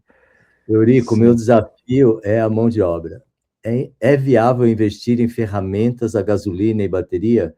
Mulher, 49 anos, Cunha, São Paulo. Parabéns aos dois pelo trabalho. Eu não sei se ela já está na zona rural ou... Imagino que sim, né? Sim, porque ela está falando da mão de obra, né? Olha, de novo, né? O Chico visita várias propriedades e tem que estar inserido nesse meio também. E eu, como profissional, também visito várias propriedades, converso com muita gente. E as pessoas falam assim: olha, o maior desafio do campo hoje é a mão de obra. E nas cidades também, não é só no campo, não. É verdade. Acontecendo também. Então, aí, qual que é a provocação que eu faço, tá? Eu, de novo, eu tive uma vida muito diferente, não é mérito meu, não, é porque minha vida teve uns fluxos meio malucos, né? Eu saí do Brasil relativamente novo, passei 15 anos fora, e eu trabalhei como paisagista, jardineiro, manutenção de sítio, faxina, trapézio voador, enfim, eu fiz de tudo. E eu tenho uma noção muito diferente das pessoas, porque eu fui a mão de obra em outros lugares. E quando a gente diz mão de obra, a gente está reduzindo a pessoa àquela tarefa sem cérebro, sem sonho, sem aspiração, monótona, que tem um sentido para o sonho de outra pessoa. Quando a gente fala assim, eu quero mão de obra para o meu sítio, você quer que alguém venha, trabalhe no seu sítio, melhore a saúde do seu sítio, plante árvores, cuide, corte capim, corte lenha, etc. E vá embora para o seu sítio ficar melhor, mas aquela pessoa muitas vezes foi mal paga, trabalhou no sol, no calor, na chuva. Então, acho que o primeiro passo para a gente resolver isso é entender que a gente não deve chamar de mão de obra. São parcerias de trabalho. A mão de obra é uma herança de um país escravocrata. É isso. A pessoa que é reduzida a uma função só do trabalho físico. Como se algum trabalho fosse só físico. Não existe esse trabalho só físico. Todo trabalho exige algum grau de inteligência, de planejamento, de execução e tal. Então, as pessoas que estão conseguindo vencer esse desafio, elas têm características parecidas. Eu abordo um pouco disso no livro também. Elas pagam melhor, normalmente são as pessoas que pagam melhor do que todo mundo na região. Elas têm uma missão muito bem estabelecida, elas têm um propósito claro. É difícil você encontrar uma pessoa para vir trabalhar e, por exemplo, roçar uma área por 5 horas, 6 horas, né, por dia. Mas se aquela pessoa vem para fazer esse mesmo trabalho de roçar 5 horas por dia, mas ela entende que ela está roçando uma área para um propósito, que o que é tirado dali vai servir de cobertura de solo em outro lugar, que ela vai melhorar o solo, que ela vai participar de uma policultura, que aquela propriedade está trazendo gente, está educando, está fazendo um manejo ecológico. A roçada tem uma prevenção de incêndio, a roçada tem uma melhora de solo, de cobertura e outras coisas. Ela entende que aquelas 5 horas de trabalho físico fazem parte de um propósito maior. Se ela, além de ser bem reconhecida financeiramente, também é reconhecida como pessoa, ela passa a participar do projeto da propriedade.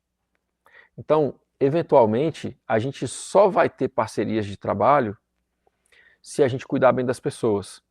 E a gente talvez chegue numa situação nas propriedades familiares que foi a situação de 100 anos atrás, que não tem contratação, tem troca de ajuda. Então, a gente precisa horizontalizar isso. A gente não está fazendo. Isso é um outro preparo que a gente precisa fazer. Então, assim, a grosso modo, pagar melhor, ter um propósito claro, bem definido, valorizar as pessoas. Tem um autor, um consultor americano, que ele trabalha com rural também, e ele fala uma coisa muito interessante. Ele fala assim, ó, você vai descobrir que você tem uma boa liderança da propriedade quando as pessoas começam a te voluntariar soluções que você não pediu.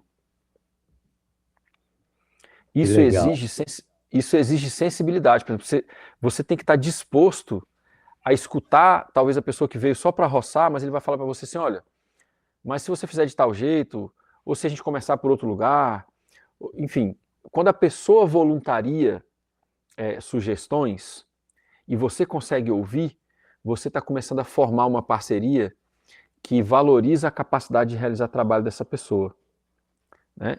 Eu vou contar uma história bem rápida que eu não botei no livro, né? Eu trabalhava com paisagismo lá na Austrália e tal, e tinha um cara que eu atendia a propriedade dele, ele montou uma cerca viva, e lá de longe dá para ver um farol, uma vista do mar assim, lá longe. E aí a propriedade dele valia, sei lá, 1 milhão a mais, porque tinha uma vista do farol, né? E um negócio lá longe e tal. Só que tinha uma cerca viva muito burra, né? E eu ia lá, sei lá, 4 vezes por ano para cortar a cerca viva, subia na escada, passava ali, ó, aquele negócio de cortar que parece uma motosserra, mas é mais levinho assim, né? E aí eu falei pro cara, assim, ô velho, por que você... Vamos fazer o seguinte, nas próximas vezes que eu vier aqui, você me dá um tempo a mais e eu vou tirar essa cerca viva aí e eu vou botar ali para você talvez uma cerca com mirtilo, um arbusto que é mais baixo, e aí a gente vai gastar menos mão de obra e ele vai demorar muito mais para chegar na altura ali da vista, então não vai tampar a vista, mas vai ficar bonito também, uma planta produtiva e tal. Aí o cara muito arrogante falou para mim assim, eu pago você para você vir fazer o que eu pedi. Eu não pago você para você dar sugestão sobre o paisagismo. É que o cara não estava muito acostumado comigo, assim, eu nunca fui um cara muito... Eu não tenho muito talento para trabalhar para os outros, não. Aí o cara falou isso para mim, eu falei para ele assim, então tá bom, fechou então, mas é a última vez que você tá me pagando. Aí o cara falou, como assim? Não, eu não venho mais não. O cara, como você não vem mais? Eu falei, não venho mais, porque eu não gostei disso que você falou comigo. Eu tô te dando uma solução ecológica para um problema e você tá sendo grosseiro e eu não vou trabalhar mais para você. Tchau. Pode depositar lá na minha conta lá o pagamento de hoje e depois procura outra pessoa que eu não vejo mais não. O cara ficou olhando para mim assim como se eu fosse um ET. Porque eu acho que ele nunca viu alguém... acho que ele nunca tinha visto alguém tratar ele assim, né? Mas esse é que é o problema. A maioria das pessoas tem a postura que esse cara tem.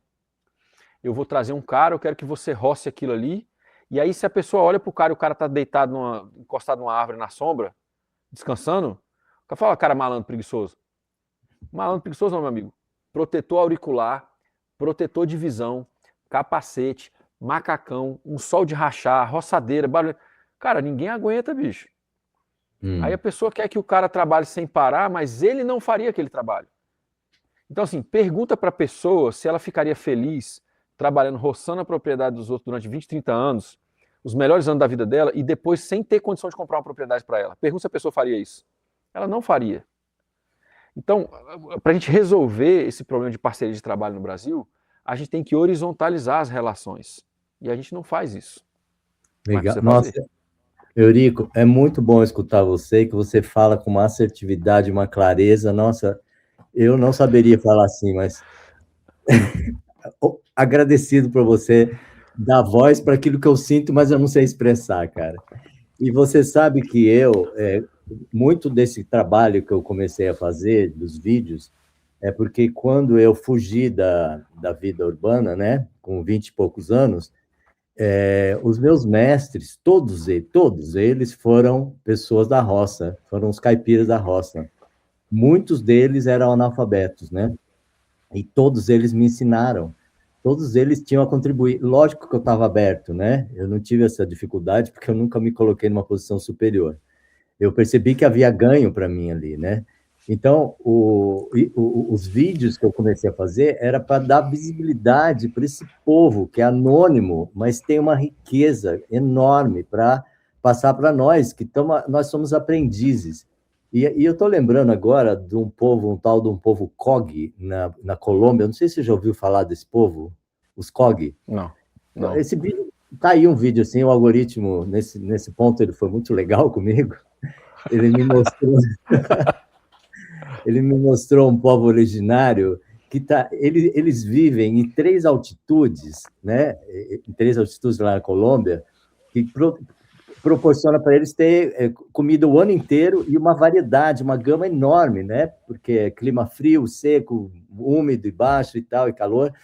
E assim, esses COG, olha que eles vivem assim, meio que nem os Amish, assim, né? Vivendo, eles plantam algodão, eles tecem, né? Eles vivem na terra. E assim, eles falam que nós, né, os ditos civilizados, somos os irmãos menores deles e que nós temos que aprender. Eles falam isso, cara, é muito legal. E assim, Mas é muito bom, né? é muito. Cara, quando eu vi isso aí, eu falei, não acredito, existe, está existindo hoje, no século XXI está existindo esse povo, cara. É assim, como se você tirasse lá de trás esses estudos de arqueologia, de sociologia, antropologia, lá de trás, e trouxesse para hoje. Existe, é real, né? Então tem gente querendo salvar. E eles se entendem como salvadores do planeta, eles sabem disso aí, eles estão conscientes disso. E eles não deixam qualquer um entrar dentro do local que é o território deles. Você tem que fazer um teste ali para você saber se você está apto a aproveitar muito ou não bom. vai bagunçar o ambiente muito dele. bom. Eu vou ver se eu acho algum material disso aí. Eu escutei em francês, não sei se tem em português, em espanhol tem. Mas eu quero divulgar essa ideia, porque eu acho fantástico, eles estão precisando um pouquinho dessa sabedoria, né? Mas o seu trabalho, de novo, Chico, o seu trabalho faz um pouco disso para, para a pessoa do campo no Brasil. Por que eu digo isso? Porque essas pessoas que têm capacidade de plantio, de beneficiamento, que sabem cuidar do território, que tem uma casa funcional, uma cozinha funcional, sabe cozinhar com lenha, essas pessoas são os nossos irmãos maiores. Uhum. Isso, é isso aí. Porque assim, estamos aqui agora de novo, passando por mais um conflito, né, lá no Estreito de Hormuz e tal, e talvez, enfim, isso vai ter um impacto muito grande, porque o fluxo de petroleiros que não estão saindo dali agora, a gente só vai perceber daqui vários meses, daqui um ano talvez, né? Então agora que a gente está começando a sentir esse impacto. E provável que em alguns lugares a gente vai sentir esse impacto também junto com o Super El Niño. E aí esses dois eixos, eles formam eixos que definem a nossa sociedade. Porque a constância ou a inconstância climática, ela atua diretamente na agricultura, e a gente precisa comer. E a questão energética, ela também atua diretamente na agricultura, porque a maioria das pessoas produz no pacote petroquímico. Então, os nossos irmãos maiores, eles estão sendo enaltecidos no seu canal. Esse é o futuro, é o cara que consegue, sem insumo externo, criar uma vida digna. Só que no Brasil, infelizmente, essas pessoas não têm essa autoestima desse povo colombiano. E aí que eu acho que o trabalho é importante, porque se a gente consegue aprender com eles, e eles percebem que, na verdade, é a gente que está aprendendo com eles, ser mais generalista, ser mais talentoso, ser mais manual, ser mais independente, e eles conseguem entender que, não, peraí, na verdade o futuro sou eu. Aí eles vão conseguir fazer aquele turismo que você estava falando no começo do nosso papo hoje, eles vão conseguir se posicionar melhor para comercializar produtos e serviços, vão proteger mais o território deles. Isso é importante, não pode deixar entrar qualquer um. Poxa, eu vou abrir para turismo, o cara vem da cidade, deixa o lixo e a bagunça dele vai embora, e eu tô achando que isso é um turismo que é vantajoso? Não é. Então, essa noção que você falou, ela é muito importante, porque precisa de uma autoestima para isso, e precisa entender que a gente, na verdade, a gente precisa aprender com eles, né? Com certeza, é isso aí. O futuro é ancestral, né? Eu lembro sempre disso aí. É isso. Muito Na bom. hora que eu estudei, eu não consegui perceber a profundidade que tinha isso aí. Não sei se foi Ailton Krenak que falou, mas agora eu Foi, entendo. foi o Krenak que falou isso, mas porque foi o Krenak que falou isso, as pessoas tendem a pensar que esse futuro ancestral ele talvez seja mais voltado para a questão indígena. E obviamente que os povos tradicionais, originários, também são nossos irmãos maiores, né? A gente tem muito a aprender e tal. Mas eu acho que o futuro também é ancestral no sentido campesino, no sentido de famílias que se viabilizam no campo, não necessariamente como os indígenas, porque a gente também veio disso. A gente também foi do lugar, a gente também teve uma pertença muito grande. Então eu acho que ele também é ancestral nesse sentido, dessa coisa que você traz no seu canal. Caipira, né? De um viver caipira, exatamente. Aquilo ali é ancestral. Legal. Ô Eurico, você acha que já deu tempo? Você quer dar Ô, uma Chico, parada? Oi, não, eu estou super satisfeito aqui. eu também. Eu agradeço a oportunidade. Queria de novo chamar assim as pessoas, né, que assistiram a gente até aqui, para dar uma atenção com carinho para esse lance do livro. Colapso e êxodo urbano, construindo vidas resilientes e autônomas no campo. A gente precisa de fortalecer esse movimento, de fazer com que as pessoas cheguem no campo sem a bagagem urbana e com uma vontade de aprender com os irmãos maiores, como você colocou. A gente precisa fazer com que essas pessoas consigam chegar e ficar. A gente precisa fazer com que essas pessoas consigam plantar os jovens. Os jovens estão sendo educados pelas telas e não pelos ecossistemas e pela relação com o campo, então muitos não querem ficar mais. Então o livro tem essa missão da gente conseguir cuidar das pessoas que, enfim, aceitam, né, aceitaram para si esse desafio de cuidar de um quinhão de terra. Eu fiz com muito carinho para que as pessoas errem menos, aprendam mais com o erro.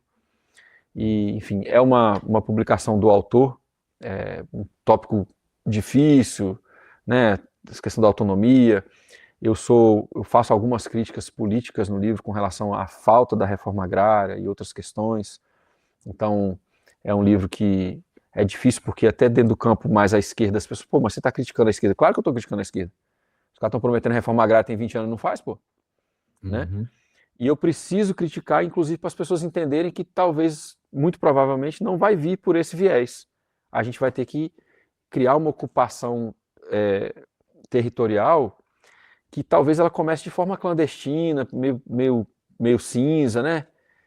Meio ilegal algumas vezes, mas a gente precisa voltar a ocupar os territórios e dar para o território a função social dele. A gente é da terra. A cidade é uma ilusão. O ser humano é da terra, o ser humano não é do concreto. Então o livro foi feito com esse carinho. É um formato um pouco diferente, porque tem umas histórias, aí tem eu compartilho algumas ferramentas que eu acho que são necessárias, né? E depois uma parte de planejamento para onde ir, porque prós e contras de lugares, de alturas, de regiões, e uma questão também com o planejamento rural. Quando o brasileiro planeja pouco, né? O brasileiro é muito imediatista. E no momento do livro eu comento o seguinte, que quando a gente faz a opção pelo planejamento, é o primeiro momento que a gente afirmou, eu quero permanecer no campo. É o primeiro momento que a gente colocou uma intenção. Quando a gente entende a necessidade do planejamento, a gente está afirmando que a gente quer ficar no campo e que a gente quer plantar mais gente no campo. Então, a gente tem que desmistificar o planejamento, a gestão e fazer isso ser uma coisa mais cotidiana das pessoas. E, enfim, o livro é essa vontade minha de que a gente tenha mais pessoas vivendo como você mostra no seu canal. E eu te agradeço bastante aqui de poder divulgar, enfim. Os pedidos estão... Pode fazer pedido antecipado, o livro vai sair agora entre o final de julho e o começo de agosto. E tem várias oficinas já presenciais que eu vou fazer. Tem BH, Brasília, Florianópolis, Gravatal, Porto Alegre, Nova Petrópolis. Pode falar, Chico. E essas oficinas, como é que acha a informação sobre isso? Sobre elas? Ó, o meu site é Eurico Viana, Viana com 2 N's, né? euricoviana.com.br. Tá. Ali, nas minhas redes sociais, tanto no YouTube quanto no Instagram, Eurico, tracinho embaixo, Eurico Viana também, né? O livro tem um link para as pessoas pedirem, tá? Pode fazer o pedido antecipado. Vai estar O aqui na link descrição do vídeo. está na descrição, é. Obrigado, viu, Hugo? O link vai estar aqui na descrição do vídeo para as pessoas. E as oficinas, Chico, elas têm 2 modelos. Um modelo mais simples, que é uma aula mais curta, um trechinho de leitura e a entrega do livro para quem quiser. E tem um modelo mais longo, que é passando pelas ferramentas que eu compartilho no livro, para as pessoas criarem um plano estratégico, né, de saída, para a pessoa, enfim, para ela entender melhor como é que ela pode planejar e realizar o planejamento. Então, tem esses 2 modelos, tem algumas possibilidades de fazer na Bahia, ainda não está muito certo, tem outros lugares que a gente vai fazer. E assim, escolhi também fazer o mais orgânico possível, acabou que foi muito bacana aqui o nosso papo, porque eu acho que é isso, né, vai ser bem desse jeito aqui. Legal. Ó, então, eu quero pedir para você, Eurico, que você me passe seu Instagram, porque o YouTube eu já coloquei o link na descrição do vídeo, né? Para as pessoas Tá. saberem das oficinas, né? E, assim, lembrando, de novo, o link para a pré-venda do livro está na descrição do vídeo, o canal do YouTube do Eurico está na descrição do vídeo, e o Instagram também vai estar, porque ele vai me passar logo em seguida, né? E essas entrevistas que estão sendo sobre o livro, eu vou criar ali uma lista de reprodução só sobre elas também. Aí vai ter um monte de gente me entrevistando sobre o livro. Legal, bacana isso. Ô, Eurico, cara, então, eu não costumo falar que eu escuto as pessoas, porque, na verdade, eu não tenho muito tempo, né? Mas você é uma pessoa... eu tenho minhas prioridades, né? Mas você, assim, o tempo passa e tudo que você fala é proveitoso, sabe? Você é parecido com o João Roquette, que, assim, a live vai e a gente não vê o tempo passar, e, assim, isso para mim vem de uma generosidade de alma, que é, assim, a sua missão de compartilhar aquilo que você está aprendendo de bom na sua vida. Cara, eu chego a ficar emocionado, porque eu acho que eu me identifico com você, né? E com o João Roquette também. Então, estamos juntos, cara. E, Muito assim, obrigado, viu, Chico? teve gente que pediu a parte 2 com o Eurico e tal, então, a hora que você quiser, cara, você me pede que eu estou aberto, que meu trabalho é dar visibilidade para pessoas como você. Eu É te isso. agradeço muito, Chico. Vamos ver se a gente consegue fazer um ao vivo, numa oficina dessa do livro. Tem, talvez aí na Mantiqueira, fazer uma oficina do livro aí na Mantiqueira, que aí a gente grava ao vivo. Beleza, tá convidado, então. Tá joia. Gente, Chico, muito pessoal, obrigado. Abração. e obrigado vocês que ficaram até agora escutando. Eu tenho certeza que isso aqui vai ser muito proveitoso e divulguem, porque isso aqui tem que ser divulgado. Eu não peço para compartilhar, mas essa live eu quero que vocês compartilhem, tá bom? Obrigado, Abraço no Chico. Um abração. Valeu. coração de todo mundo. Até a próxima. Uau.